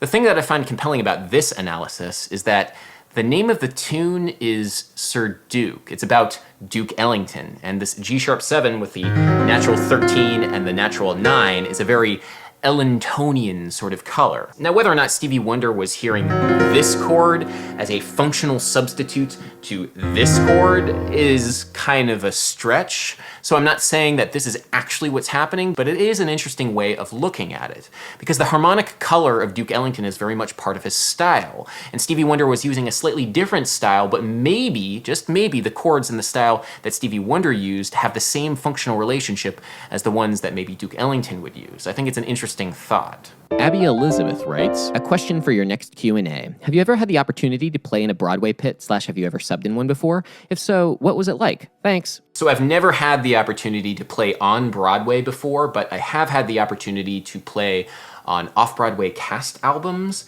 because sometimes off-Broadway shows just don't have the budget to hire a full band, so they'll just hire a pianist and a drummer. But for the cast recording, the official recording, they'll spring for a full band. And if you want to listen to me play on an off-Broadway cast album, you can listen to Triassic Park the Musical, or you can also listen to Rated P for Parenthood. The bass player on those recordings is yours truly, so go nuts. The way that I got those gigs is I'd been kind of in the periphery of the New York City theater scene for a while. There's this thing called cabarets, which are very popular. Basically what happens is you have actors and singers put on these solo shows when they're not actually in full shows. So places like Feinstein's 54 Below, Laurie Beachman Theater, Don't Tell Mama, those sorts of places. And you know, for a session bass player, the theater scene is kind of awesome because there's plentiful work, the work pays pretty decent if you get the right sorts of gigs, and it's a very professional environment if you play your cards right. These are kind of coveted gigs, and so when I finally got called to play a full run of a full off-Broadway show, I was really, really excited. And then I got fired from that show. Basically, the music director that hired me didn't really tell me that the show required a classical double bass player and not an electric bass player. And so when I got the sheet music, basically a couple days out from the first rehearsal, I panicked because I realized this is just not who I am. I can't do this gig, but I can't say no. I can't back out because this is kind of a big opportunity for me. I also can't back out because I just backed out of 2 weeks of subbing on the national tour of Mamma Mia, which was another opportunity, but I chose the off-Broadway show. So I showed up to the first rehearsal having practiced my ass off and realizing it just was not good enough. I really, really flubbed everything. It sounded terrible, and I was kind of hoping that I could just skate by, but after the rehearsal, I got a call from the contractor saying, listen, we need you to quit. And I was a member of the union at the time, which means that it's very difficult to fire somebody from some of these shows, but I needed to quit if I wanted to stay in the good graces of the musical director and the scene, so I quit, and it was devastating for me because I had given up something that was really awesome, this national tour of Mamma Mia, to do something even more awesome, and now I had nothing.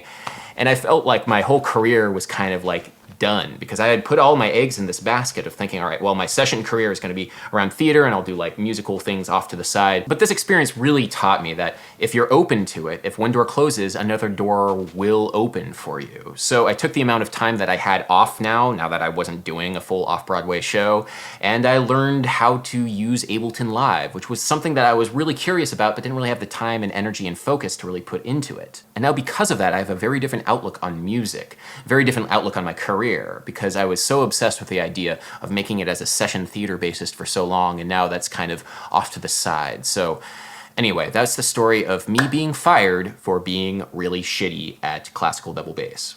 Auxiliary Character writes, question for next Q&A. How are you? Well, thank you so much for asking. I'm okay. I'm fairly tired, a little stressed, but caffeine makes everything better, so got my cup of joe here, and I got my G-sharp 7 13-9 here, and everything's gravy, so yeah. Theophis writes, I wonder if you've heard James Blake's song Limit to Your Love. It's not really using frequencies that we can't hear or anything, but it uses an annoying low frequency sound really beautifully to create a sense of release when it stops playing.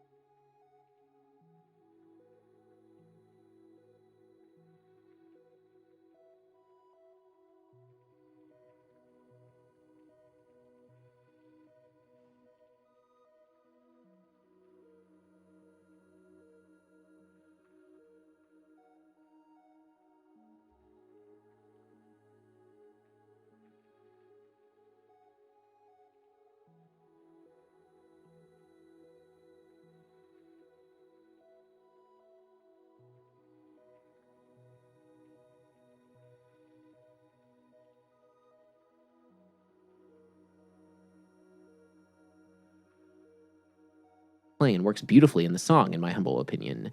Interesting stuff. Would like to hear more songs that incorporate this. Oh man, this tune is so great. Thank you for bringing it up. It's actually a cover. Feist did it originally, and her version is quite different, but also really good. And I really like this tune because it is actually something that really inspired me after I got fired from that off-Broadway show when I was songs that incorporate this. Oh man, this tune is so great. Thank you for bringing it up. It's actually a cover. Feist did it originally, and her version is quite different, but also really good. And I really like this tune because it is actually something that really inspired me after I got fired from that off-Broadway show when I was first getting into electronic music. The reason why it inspired me is because there are so many production elements that I'd never heard before, and it kind of opened my eyes to what was possible. That like low tremolo sub bass is insane. There's a limit to your care. It's so awesome when you hear it, especially through a car stereo system. It almost kind of reminds me of the sensation of listening to a 32-foot organ stop. That's sort of like so low that it's not pitch, but you're hearing this kind of helicopter whirl. It's fantastic. I love it. There's another moment later on in the piece of music that's really fascinating because the sub bass, which doesn't have the tremolo, actually plays a G natural against an E flat minor in the right hand. Check it out. There's a limit to your love.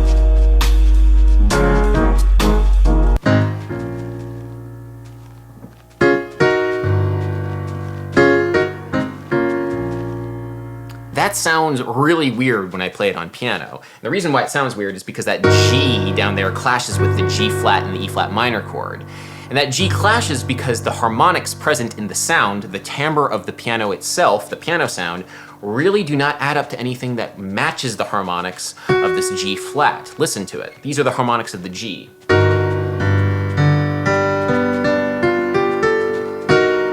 Woo! That's spicy.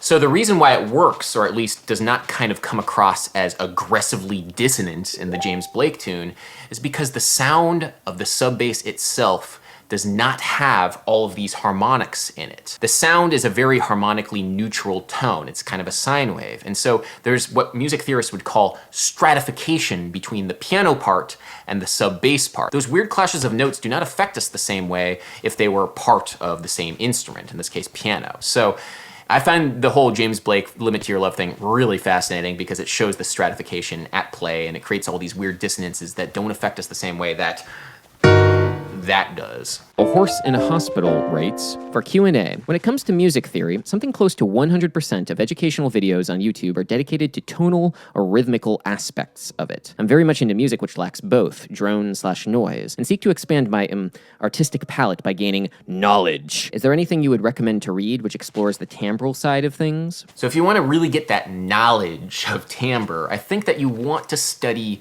musical acoustics and not music theory, because acoustics deals with that sort of thing in a lot more of a direct way. There isn't much out there in music theory land that deals exclusively with timbre, because that's generally thought to be kind of a subset of acoustics if you're trying to study it scientifically and very specifically. But if you want to go down a rabbit hole and there's not much stuff out there, check out spectral music. Spectral music refers to the processes of certain French composers, and also I think Romanian composers like Tristan Muriel, where they take a look at the spectrograph of a certain instrument, like say a tuba, and take a look at the timbre of the tuba and see what harmonics occur when, and compose music based upon the harmonics of individual instruments, rather than thinking in terms of scales and chords and keys or anything like that. It's a really fascinating subject, and there's not a lot of stuff out there, but if you want to go down that rabbit hole, check out spectral music. Kevin McCulloch writes, hey Adam, I was curious about your relationship with the sound man on gigs. Which characteristics make a memorable and professional engineer, and what traits get on your nerves a lot? Also, what do you think about the engineer being an extension of the band? As an aspiring live sound engineer, it'd be helpful to get some real-world perspective on the matter. Keep up the good shiz, thanks. So from my perspective, for somebody who is outside of the field, in other words, somebody who's a performer and also audience member, there are two things that I look for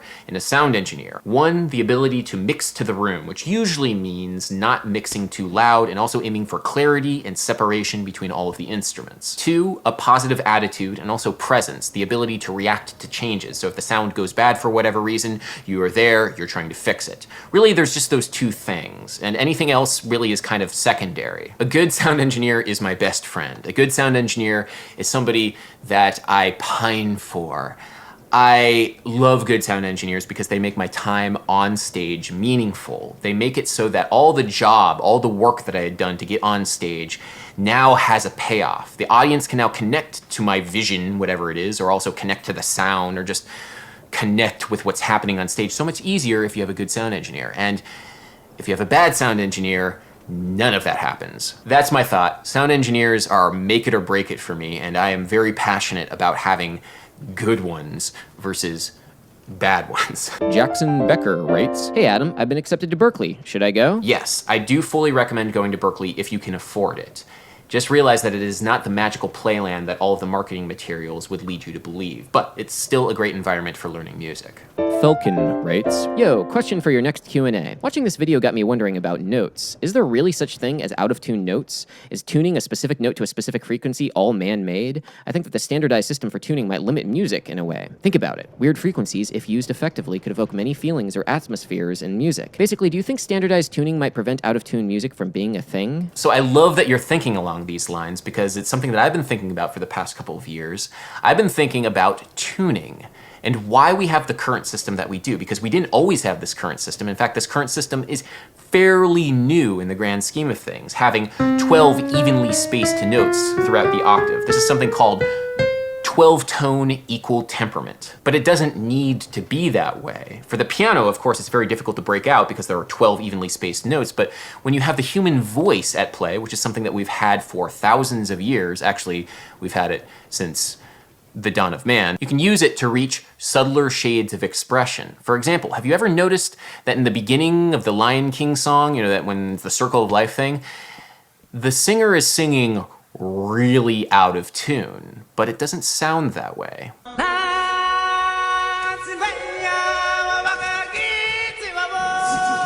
What the singer's doing is they're using something called the harmonic seventh. So it doesn't sound like this.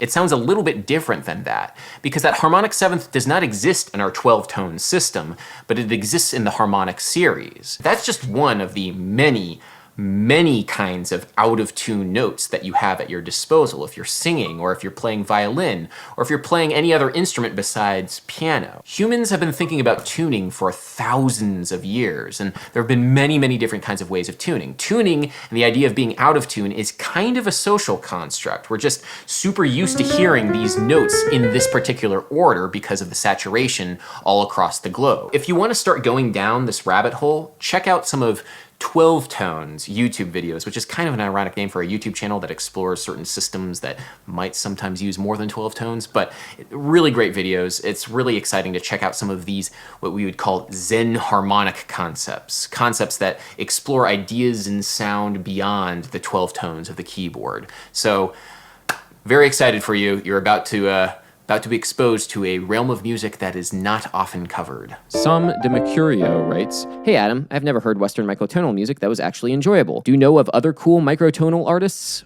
Yeah, sure. The artist that I think everybody should check out if you're into microtonal stuff, or at least want to start maybe dabbling in it without going too far off the deep end, is a producer by the name of Sevish. His stuff is awesome because it's really weird, wacky microtonal stuff, but he's also producing it from like an electronic music perspective, so you kind of still have the grooves and the sounds and the timbres of electronic music, but now you also have this added layer of weird microtonalness. Really cool stuff. Pet of War writes, "If you pitch shift the frequency at 09, you can hear the lick.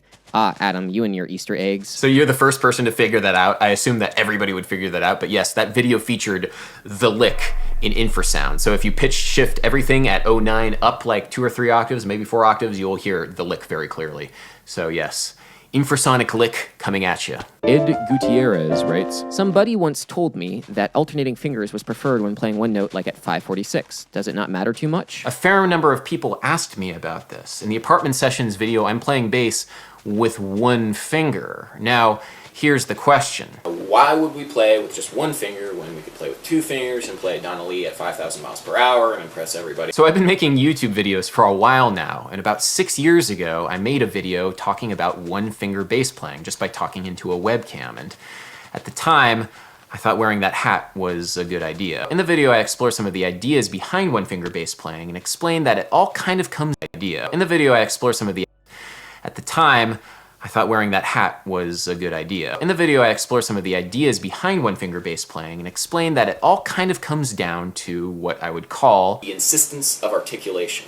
And what that basically means is that every single note has the same attack, and every single note has the same sort of general feeling to it, because it's attacked and is played the same way. The articulation is insisted upon, I guess. What that means. So for a lot of rock bass lines that have repeated eighth notes, I'll play them with my one finger because of this insistence of articulation. It's kind of similar to how guitarists might play similar lines with all downstrokes on their pick. Most of the time, I honestly don't find it really all that limiting. This isn't to say that you shouldn't practice with two fingers and getting a nice even tone from two fingers, but there are circumstances which end up sounding and feeling better if you just use one finger. With some practice, you can actually play some fairly complicated and syncopated bass lines using just one finger. The bassist James Jamerson was really famous for doing this. He called it his hook when he was just playing these complicated bass lines with just the index finger. So I'm not saying that you should use one finger versus two fingers, just know that it is an option available to you. You're not dumbing down your technique by just using one finger. You're just using a tool available to you to lock in with everybody around you. Leon Harperger writes, Adam, both you and Beato are a huge disappointment lately. You are more advanced writers than I am, but I've chosen to pander to your growing fan base. Arcade Fire? Really? They aren't even good indie if such a thing exists anymore, let alone playing boring, old, cliche harmony, melody, and rhythm. Consider me unsubscribed from both of you. We as human beings love to create a sense of self, a sense of identity around the works of others. What will happen very often is we'll find an artist or a musician or a creator, or in this case an educator with whom we identify and say, aha, this is me, or at least this aspect of their work is me, what I aspire to do, and who I aspire to be because I like their work. Now, if a band changes artistic direction for whatever reason, the reaction from their fan base very often is not one of, I just don't like them anymore, I'm going to find another band. No, the reaction is, how dare they? They're selling out. They don't reflect who I am anymore. And that's what's happening. If you dislike what I do, I don't owe you your sense of self, and neither does Rick Beato or any musician or any band or any creator. They do not owe you that sense of identity. I'm allowed to like things that you don't like, and you might not like everything that I like, and that's okay. And, you know, honestly, the best words of wisdom I have is, this is not an airport. You do not need to announce your departure. So, I'm sorry you disliked my last video where I played Arcade Fire, but...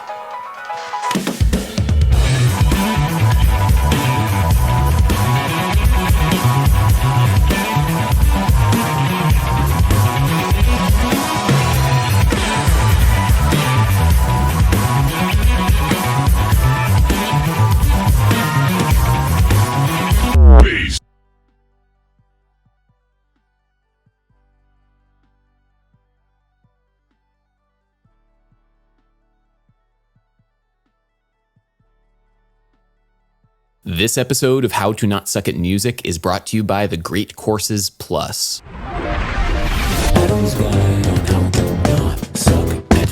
Hey everybody, welcome to the show where I tell you how to not suck at music. I give you my advice on what you are doing right and what you are doing wrong and what you can do to improve your musicianship. Who made this guy an authority about what is good and what isn't? Well, I played bass live on national television once, so there's that. So if you want musical advice from a bass player who played live with Kelly and Ryan once, you've come to the right place. Let's check out our first submission. It comes from Edvard the Nessword. He sent me this video playing a very difficult Chick Corea tune called Gotta Match, originally played by John Patitucci on bass. And he wanted to know my advice about what he should do before speeding it up. Let's check that out.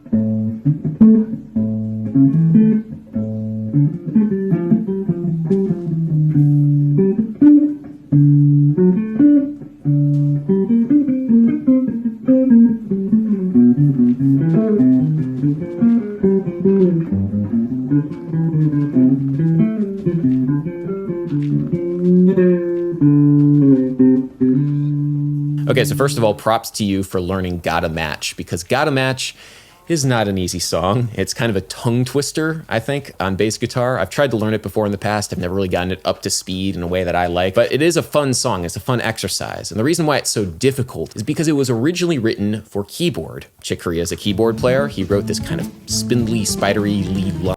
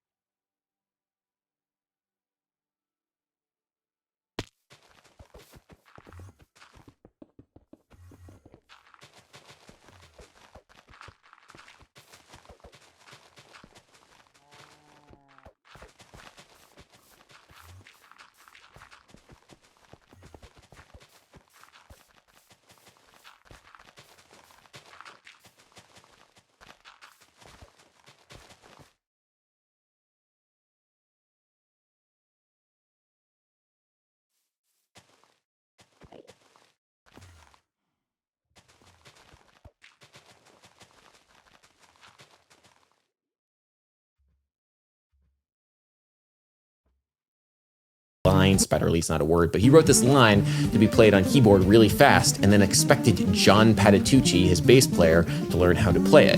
Whenever you learn something on one instrument that was originally written or improvised on another instrument, it can be a very useful exercise, but also something that can take quite a lot of work. First of all, your leg position is a little odd. I would probably try sitting a little bit more forward on that ottoman just to keep a more open body posture. Your right hand technique looks pretty good. I do like your floating thumb, where your thumb is off to the left of your index finger and you're using your thumb to mute the strings above where your fingers are playing, and that's a great way of keeping a clean, concise technique. But your left hand looks a little bit strange. It looks a little bit collapsed in on itself. You know, I spend a lot of time talking about keeping a straight wrist because everybody does this sort of chicken claw thing, and that's really bad for your wrist, but you're kind of doing it almost the opposite way, where you're bending your wrist inward. The fact that you have a collapsed wrist is also reflected in the fact that you have a tendency to collapse your first joints. Whenever you're playing bass guitar or regular guitar, it's important to keep all of the joints bent.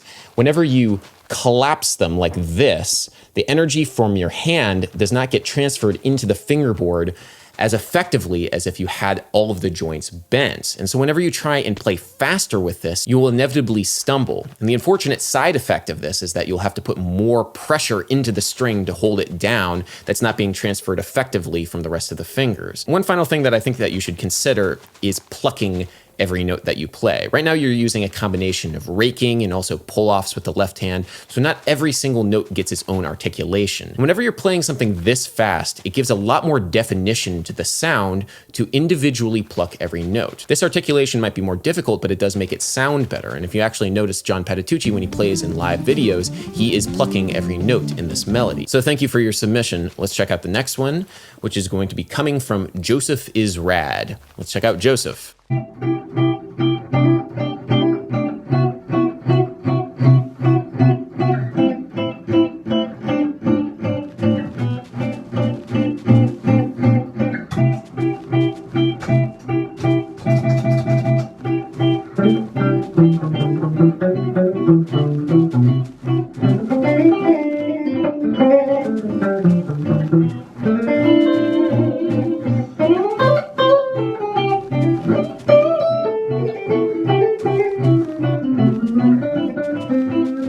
Okay, cool. So you're obviously going for that like Jay Dilla unquantized, wonky, drunk feel thing.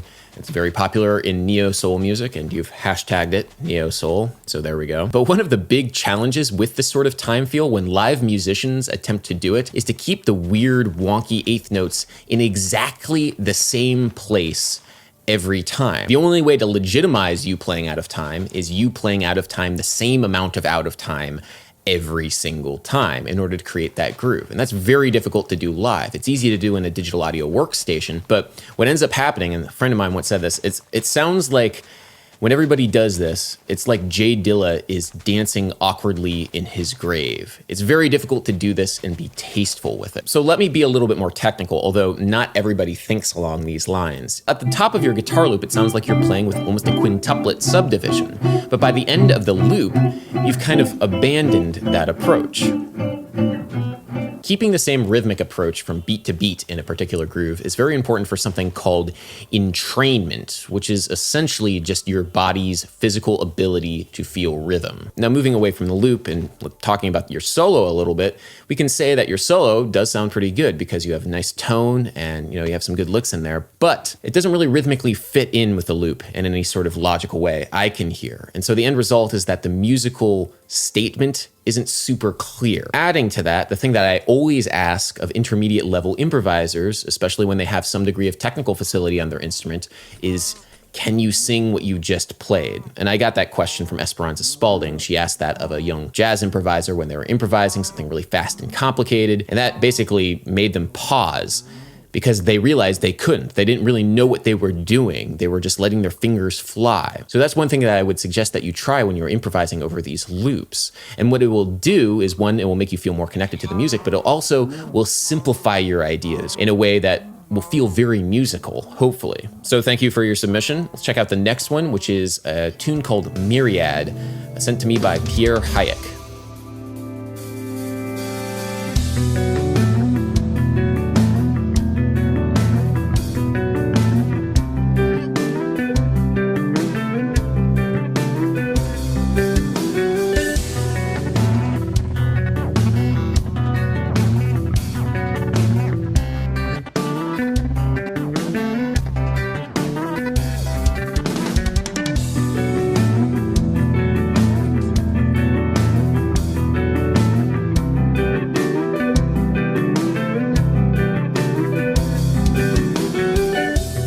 right, so the first and most important thing that I always look for is technique, and the technique here is quite solid. And a general rule of thumb for everybody out there, if you see somebody playing with their bass or guitar on their left leg, yes, it looks pretentious. Yes, it looks kind of stupid. No, I don't really do it all that often, but it usually means that they will have a more relaxed technique, because when you're seated, it does make for a more ergonomic experience on the instrument. There's all sorts of things that you have to do to alter the angle of your bass or guitar in order to have an ergonomic approach if you're playing on your right leg, but when you play it on the left leg, it does make life a little bit easier for you. And you can definitely see here, they're both playing with a very relaxed technique, very relaxed wrist, upright body posture. It generally looks good. I have absolutely nothing to say about it. Now, the first critique that I would have would be of what the bass player is doing. And the reason why I'm gonna pick on him is because he was the one that sent me the video. Your tone needs improvement, or you need to think a little bit more about your tone. Because whenever you're trying to play a certain style of music, it's important to consider all of the elements that go into that style. Not just musical elements like odd time signatures, but also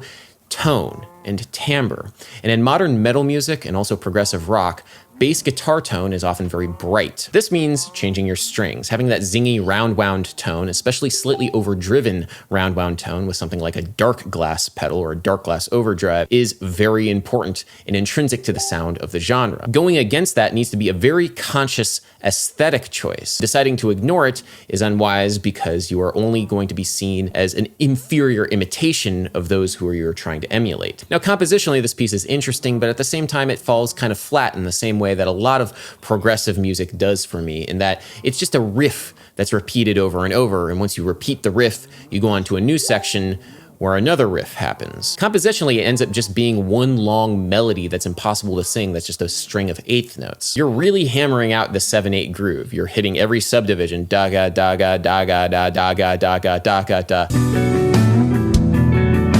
Explore it a little bit more. One of the bands that I think really explores music to its absolute limit is the band Stimpy Lockjaw, which I think is a fantastic band, and I mentioned them before on this channel. They really take a simple idea, quote unquote simple, and then mutate it in the craziest ways. And I think that's something that everybody needs to try and explore if they're trying to get into progressive music, because what ends up happening is you take a simple idea and then you don't really go anywhere with it. It's just, there's a 7/8 and that's it. This is really weird and stupid, but maybe check this out. What if you wrote a melody on top of the 7/8 riff?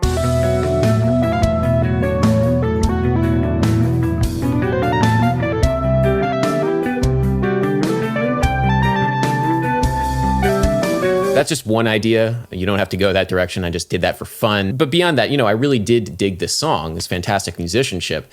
But the point of this series is not to just say, hey, you're amazing. Somebody suggested in a comment on my last How to Not Suck at Music that I show an example of somebody that I thought didn't suck. That is not the point of a student-teacher relationship. I'm not gonna just be telling you that everything that you do is amazing and that you don't need to improve at all, and oh my God. Even if something is impressive, I can still look to it and say, hey, maybe you could do this differently because maybe that will inspire you in a different way. Or maybe it will help you with your technique, or maybe it will help you grow. I admit that this relationship is a little bit warped, I guess, because this is kind of not the same thing as you sitting there and me giving you a lesson. It's kind of this hybrid format with YouTube. But I am reminded of how Branford Marsalis answered the question, what have your students taught you? What I've learned from my students is that students today are completely full of much like the generation before them. The only thing they are really interested in is you telling them how right they are and how good they are. Now, I really haven't gotten that sort of attitude from people who have submitted videos for this series, but at the same time, it bears repeating. If you're submitting a video, I'm gonna tell you how I think you could improve. This is How to Not Suck at Music, so you got yourself into this. Anyway, thank you for your submission. I really do appreciate it. Let's check out the next one.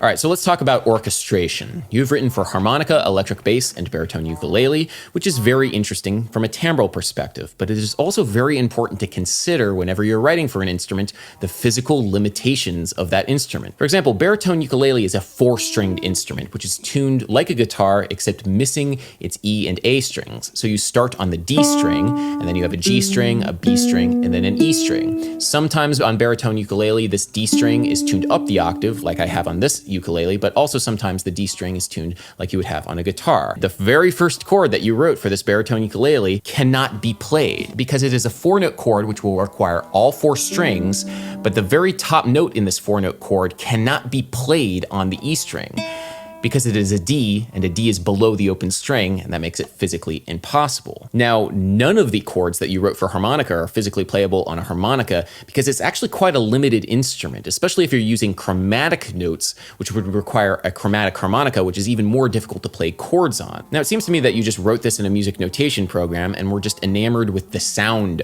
of a harmonica patch and the sound of a baritone ukulele patch. And that's one of the big pitfalls of writing music in music notation programs, because you're not thinking about what actually goes into playing the music that you're writing. Fortunately, here is a very easy fix. Instead of harmonica, you could write for something like accordion or melodica. Both are reed organ instruments which have a very similar sound, but you could physically play these chords on those instruments. And instead of baritone ukulele, you could just write for nylon string guitar, and it would sound essentially the same in the same octave with the same sort of timbre, but you could physically play all of these chords. Now, the question is do you need to know how to play an instrument in order to write for it? And the answer is, well, no, not necessarily, but it certainly will help, and it will definitely help to know at the bare minimum the ranges of the instruments that you are writing for. Beyond that, you can study the timbral characteristics of the different registers of different instruments, and this is why you might want to buy an orchestration textbook. Orchestration textbooks generally give these tables, which give verbal descriptions of all the different instruments and what sorts of things that you can expect from which register, and that can be very useful. But ultimately, the best way of understanding an instrument is just talking to somebody who plays that instrument and trying to figure out what is physically possible on that instrument and what isn't. So I hope that was helpful. I hope that this episode of How to Not Suck at Music was interesting and hopefully illuminating. I'd like to extend my regards to this episode's sponsor, The Great Courses Plus. The Great Courses Plus is a subscription on-demand video learning service with lectures and courses from top professors from the Ivy League and other great universities. With a subscription, you'll have unlimited access to a huge library of over 8,000 video lectures about anything that interests you, like science, math, history, literature, or probably more relevant to this channel, music. I can definitely recommend the course titled How Music and Mathematics Relate, taught by David Kung, a violinist who has a PhD in mathematics. If you dig my channel, you'll definitely also like this course. I've ended up saying essentially some of the exact same things he does verbatim. Mathematics that your ear is doing when you're listening to virtually anything. Our ears can do math really quickly. It's 12 roughly hour-long lectures, and I'll definitely be stealing some of his stuff for future videos of mine. If you want to check it out, you can get started now with a free 1-month trial subscription. You can start your free trial today at thegreatcoursesplus.com/Adam Neely or clicking the link in the description. If you're at all interested in submitting your videos for a future episode of How to Not Suck at Music, email your videos to howtonotsuckatmusic@gmail.com. I'll be looking through all those videos and selecting the ones that I think are best for the series. If you enjoy what I do here on this channel, please give a comment, like, and subscribe. Also, please consider joining my Patreon, because it's the patrons over at my Patreon that really make this channel what it is. I have a new video coming out every Monday.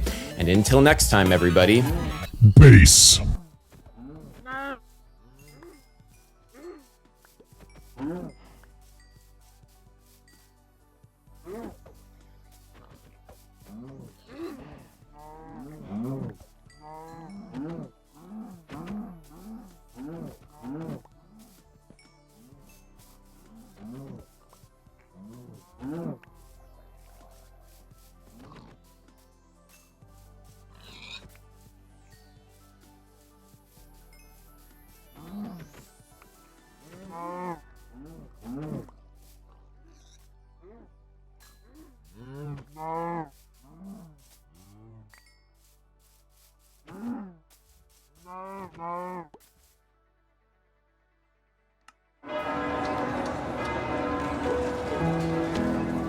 Si Lola talaga, iba pagdating sa pera. Ako, sayang. Ay, Diyos ko.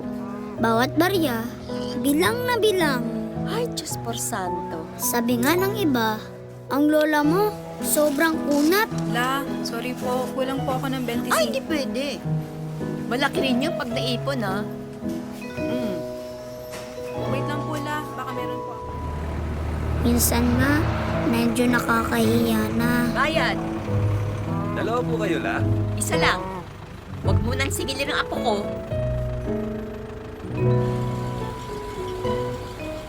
Eh, di nakatipid.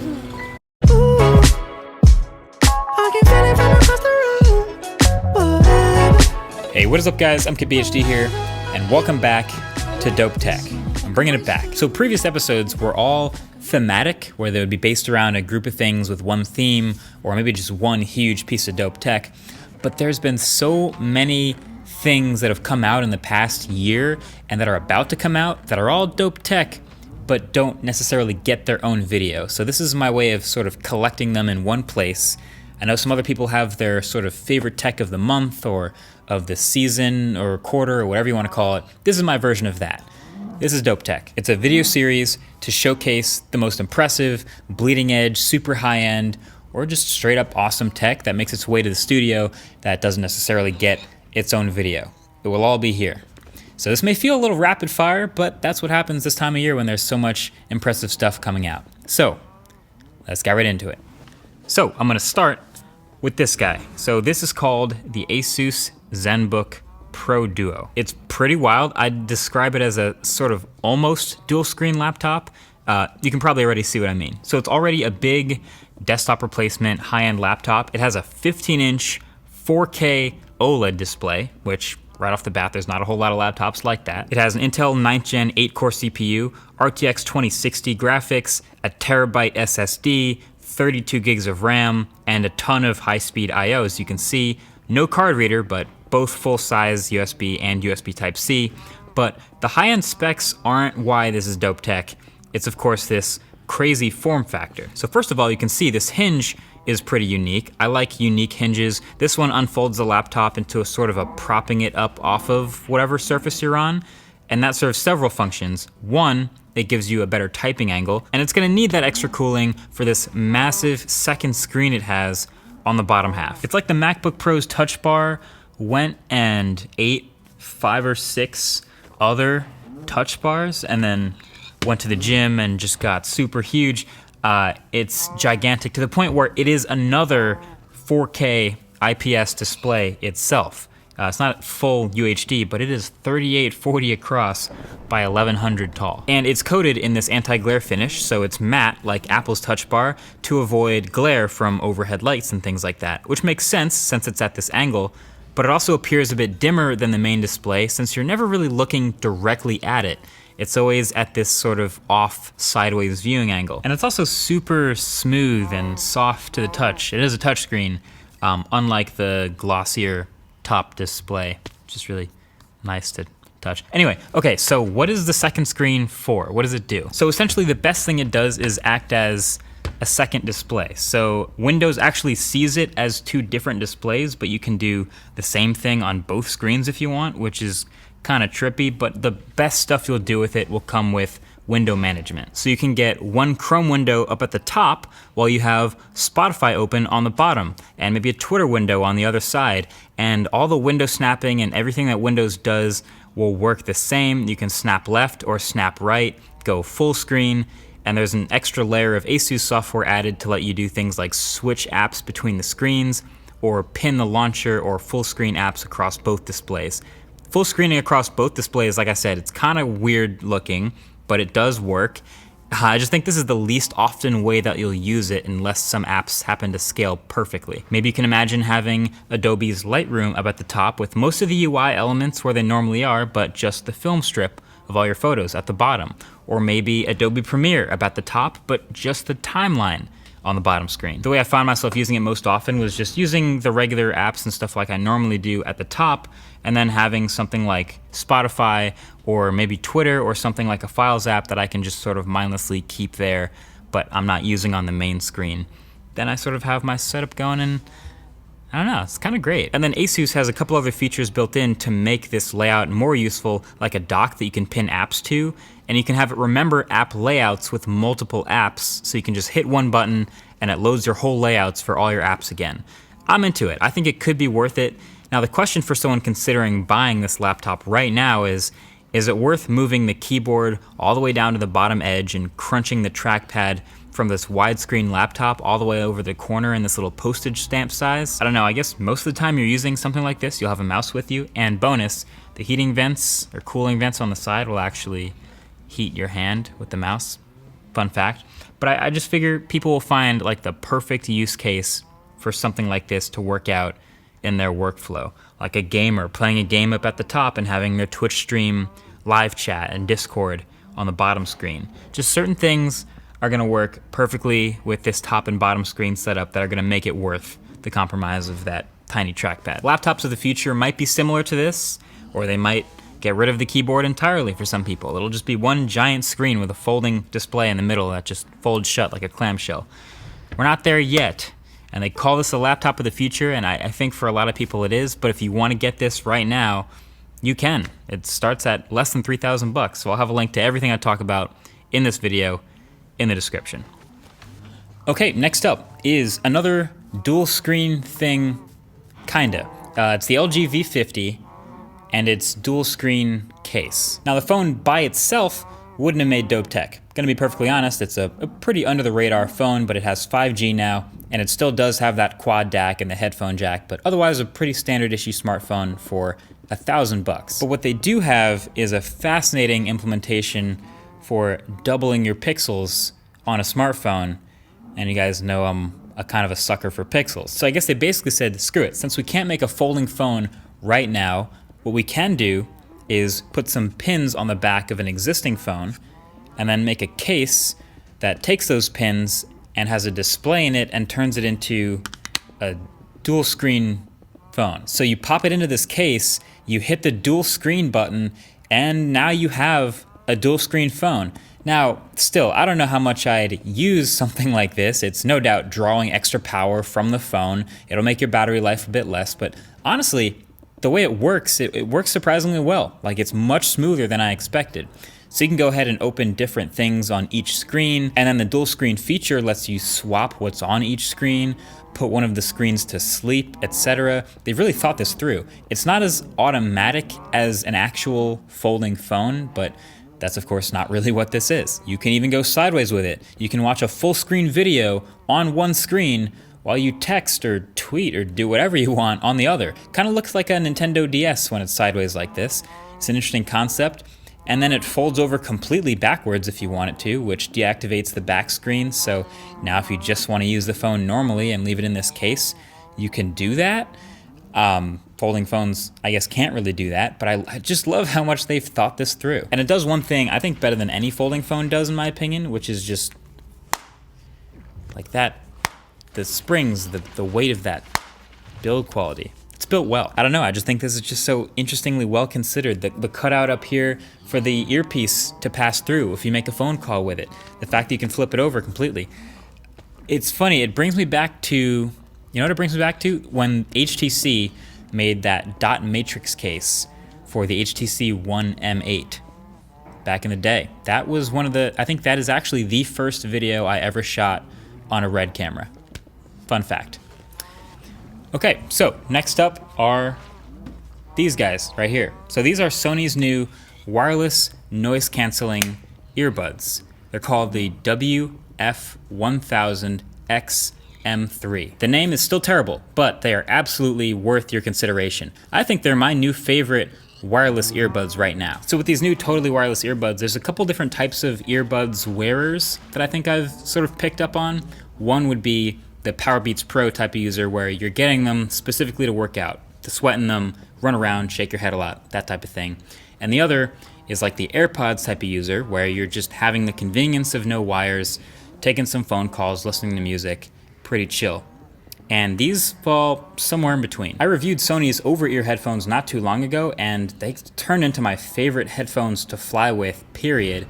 So now that I've experienced those, I wouldn't necessarily buy these to fly with, but they do an impressive job at a lot of things for earbuds. So first of all, they're comfortable, which is like priority number one for me for earbuds when they sit in your ear, is that they're comfortable. And these are, and they just sit in your ear just like this. They have touch controls over physical buttons, which takes a little bit of getting used to, but I actually prefer that on earbuds so you don't have to be pressing them into your ear just to press one of the buttons.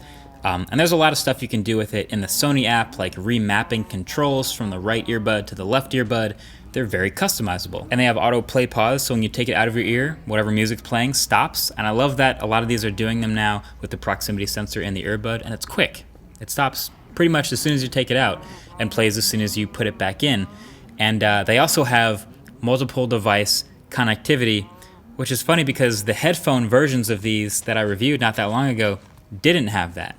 These do. And overall, I'm gonna say that they are the best sounding wireless earbuds that I've heard, that I've tried so far. They're on par with or better than the Jaybird runs. Great mids, not really shrill highs, and pretty solid bass. And again, in the Sony app, you can change the frequency response if you like it to be bassier. The noise cancellation element is kinda minor, just because you're getting most of your noise isolation from the passive seal created by the earbuds anyway. But they do a little extra work with the microphones to quiet those constant background noises. So if you're in a car or in a train or a plane or something like that, these are nice. The case to these isn't too bad, you know, somewhere between AirPods and Powerbeats. Pocketable, but just barely. But it quick charges the buds, which is nice, and it's matte black, so I guess I have to like it. And it does instant pairing with this NFC just by touching it to the back of your phone. That's tight. The one downside, the big downside really, is that these are not water resistant. So if you want to work out in these, you'd still want to get something like the Powerbeats so you can actually sweat in them and they'd stay in your ears better. But other than that, not a whole lot of bad things to say about them. We're also expecting possibly noise canceling AirPods to be a thing pretty soon actually. We may see that by the end of 2019. So if you're waiting and sort of holding your breath for better AirPods, that might be interesting to you. But if you're not one of those people, these are definitely a pair that you should check out. They're 100% worth your consideration. Okay, Sony RX100 Mark 7. I just wanted to bring this up for one specific reason. So there are a lot of really great in-depth videos on the new RX100s on YouTube. I'll link those below. This obviously isn't that, but I've been an RX100 fan since literally the very first one. It's been an awesome compact photo camera, and then it's stepped up its game as a 4K video camera over the past couple years, articulating LCD screen, better color science, eye tracking autofocus, and it's always been such a great compact form factor, and it's felt very modular. It's got a pop-up OLED EVF. It has a pop-up flash. It has the custom ring that you can map to whatever you want. But it's always been missing one thing: a mic jack. And this version, Mark 7, finally has a mic jack. Honestly, it seems like every time Canon releases something, Sony is always ready with something right up their sleeve, like waiting to be released. It seems like this is another one of those things that sort of came in the middle of a cycle. They had done it on the year pretty regularly for a while until this one, but they finally threw a mic jack in the RX100 Mark 7, which I think makes it that much better of a little point-and-shoot vlogging camera. Definitely worth checking out. The competition back and forth between Canon and Sony over the years has actually been really fascinating to watch. It almost seems like Canon enjoys shooting themselves in the foot and leaving out individual features that would make a camera amazing. Sony does not have a habit of doing that at this point. All right, I don't know if you saw it over here before, but it was in a previous shot. This is the newest member of the Logitech MX family. It's the Logitech MX Master 3. So it just came out, but Logitech has let me use this guy for the past week, and I gotta say, I like it a lot. In appearance,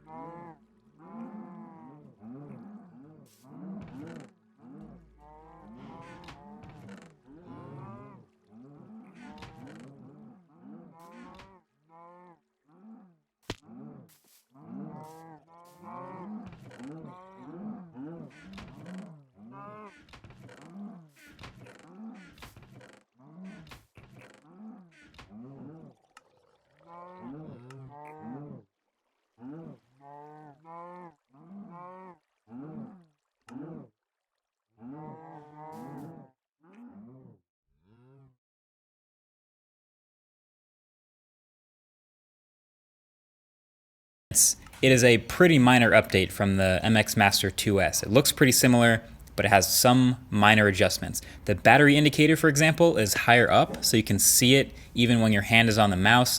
The forward and back buttons are a bit more separate, so they're easier to press without looking. And the sort of a hex design is now these more clear ridges and it's clean, and a couple other really subtle things. The main difference is the scroll wheel is now much improved, and the software is super customizable. So now you can map the same buttons for different functions in different apps. So for example, the sideways scroll wheel for me, in Final Cut, that will scroll left and right on the timeline, but in Photoshop, it'll change the brush size, and in the browser, it'll just scroll left and right. And of course, the one main thing that I was sort of hoping that they would do all along, actually with the last MX Master, is they've switched over to USB Type-C.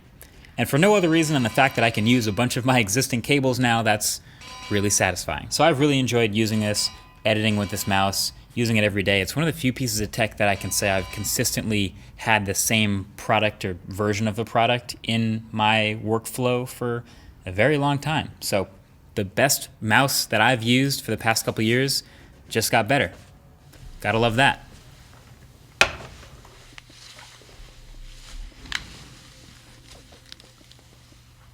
Continuity. All right, so last but not least is the microphone that I'm speaking into right now. It's not even new, it's just new to me and I newly love it. It's the Shure SM7B. So you've probably heard of this guy already if you're in the podcasting world, but I've been doing video for so long and I've been using a shotgun microphone specifically by Sennheiser for so long that now that I'm doing podcasts and that I'm in this audio world, I'm discovering this whole new world of audio gear. So this mic, this one specifically, might be the most popular one out there. It's the one Joe Rogan uses. It's the one a ton of radio stations have used. Probably ASMR videos, it's out there. It is made specifically for vocals, both in the way it's tuned for frequency response and what noises it isolates, and in the way it's built. It's solid metal, it's rugged, just about everything about it. One pro tip I can give, besides getting it on an arm and getting the microphone as close to your mouth as possible for the best sound, is to get some sort of external amplification like this. This is a cloud lifter. If you haven't already heard of it, it's often sold with the Shure SM7B, which happens to be a very quiet microphone by itself if you go straight into a recorder, which is what we tried first on episode 1 of our podcast. But we found these, we got them, they do a great job of amplifying, and now the microphone sounds much more lively and more open. It just sounds better. So you plug the microphone via XLR into the cloud lifter, you plug the cloud lifter into your recorder, and you get the amplification that way. And it's great. So I just figured I'd give a shout out to the mic, which is a central piece of the podcast, and give a shout out to the podcast while we're at it. But either way, that has been it. That is episode 1 of Dope Tech. And I'm super open to your suggestions for both format and all sorts of other ways that we can make these episodes better. I think they're a lot of fun, but I think we're going to have a lot of other stuff to show you, so other ways that we can do it well are welcome in the comment section below. But again, like I said, all the links of all the things I talked about are also below, and that'll be it. Thank you for watching. Catch you guys in the next one. Peace.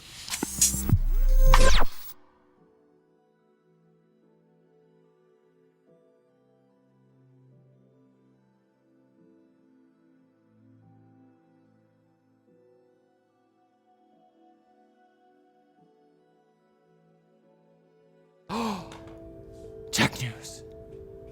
My God. Have you ever beheld something so glorious?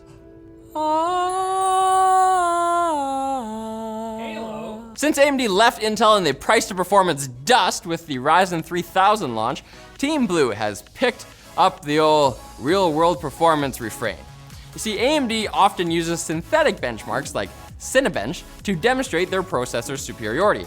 But at IFA 2019, Intel once again argued that users shouldn't be tricked by these numbers since they don't represent real world performance. That's how they talk when they're upset. Yeah. Intel wants the tech press and OEMs to accept their help to develop realistic usage performance testing, using stuff like Windows Media Player, League of Legends, and Photoshop. And if that means Intel's processors look better, I'm sure that's just incidental to the benefit that users will be seeing from more accurate numbers. Yeah, that sounds about right. I'm being sarcastic. Oh. We want a real world. Let's use Windows Media Player. Samsung is delaying pre-orders of the Galaxy Fold. Again. So to lay this all out, they've launched pre-orders, discovered the obvious fact that people are dumb and will remove something that looks like a screen protector, canceled the pre-orders and delayed the phone, announced a new launch window, and have now canceled that. Okay, this story has more ups and downs than a pogo stick. Kids use those still, right? Well, there's another twist. The phone actually launched already in Korea and promptly sold out. But for us, effectively, that means nothing. And I can say us. I don't think there's a single person in Korea watching this episode. I checked the analytics. Comment if you are. Oh. Anyways, the extra work that Samsung did on the phone seems to have improved it, according to Engadget, with a reinforced structure and a display that doesn't shout, "Feel me! Feel me!" So Huawei's Mate X will actually have a competitor when it launches next month.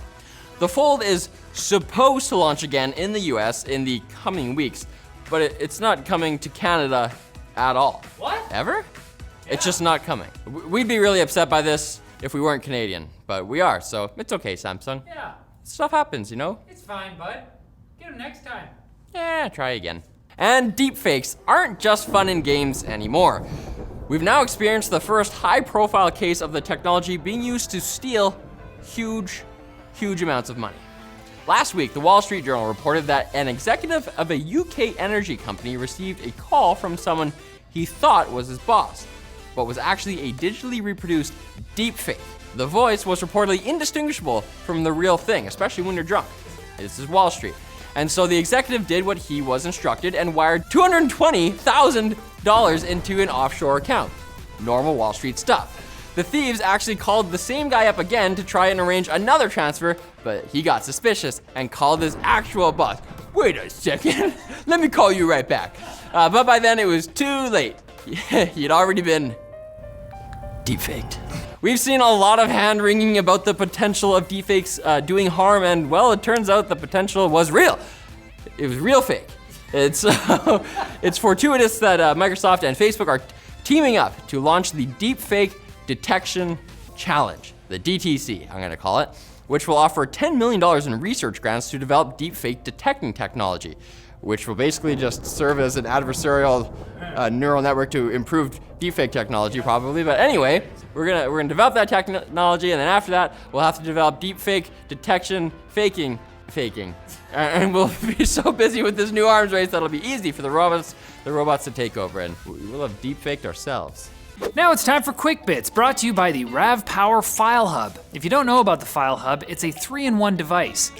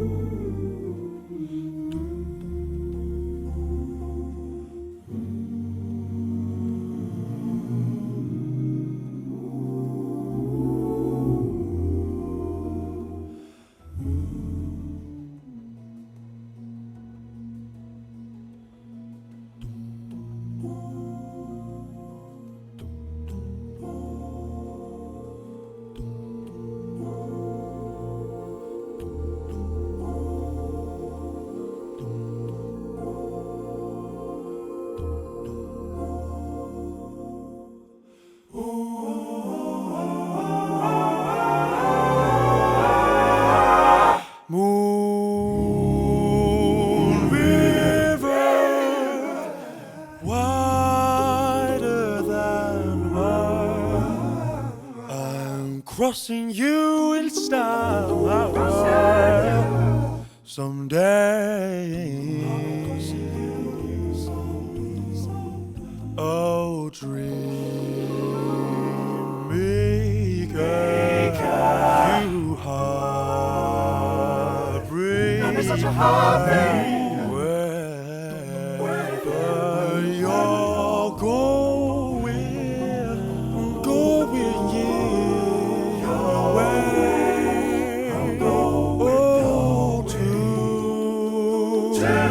drifters off to see the world. There's such a lot of world to see.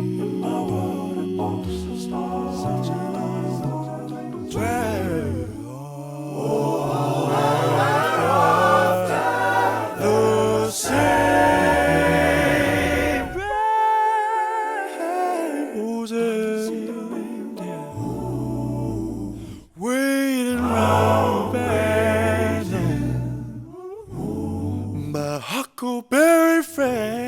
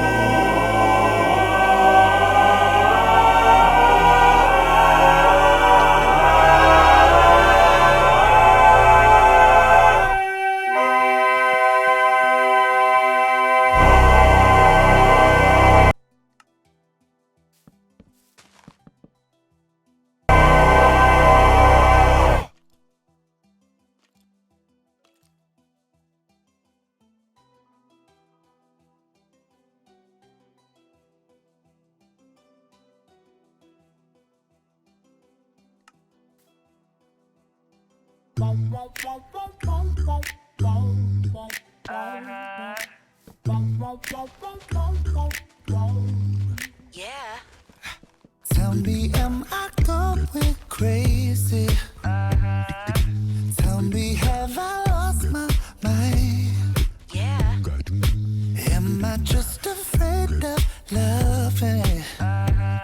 Or am I not the loving kind? Yeah. Kissing in the moonlight, movies on a late night, getting old. I've been there, done that, supposed to be high, better just go. Yeah. Somebody wake up my heart, light me up, set fire to my soul, yeah. Cause I can't do it anymore. Yeah.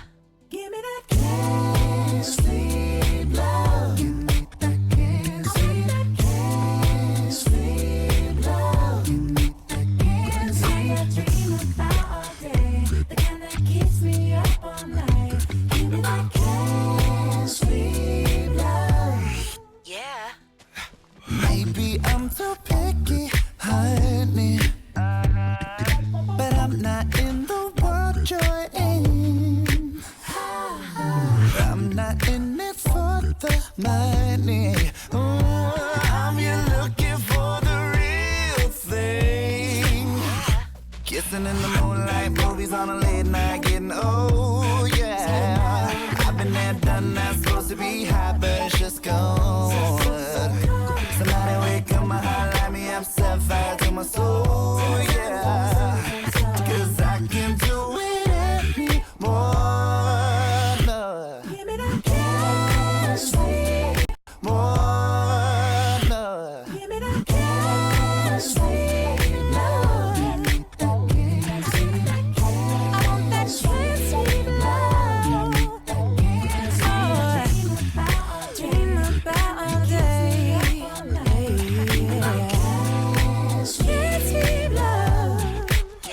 Oh, I'm tired of dreaming of no one.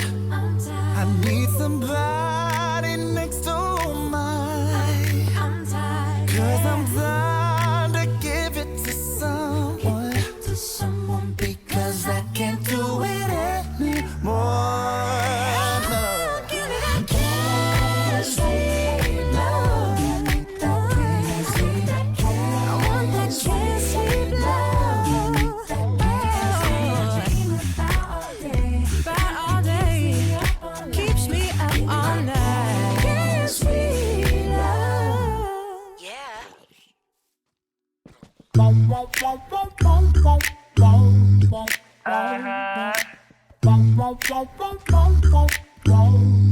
Yeah.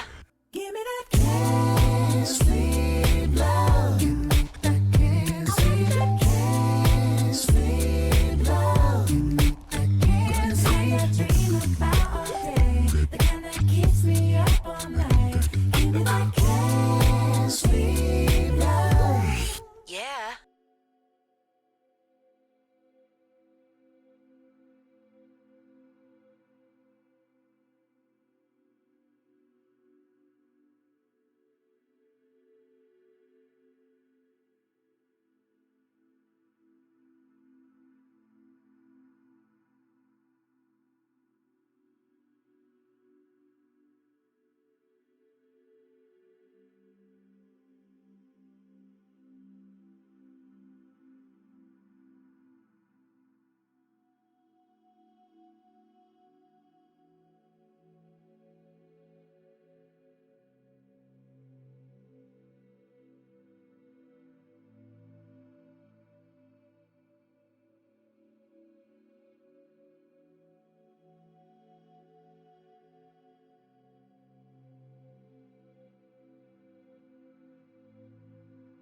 Give me that can't sleep love.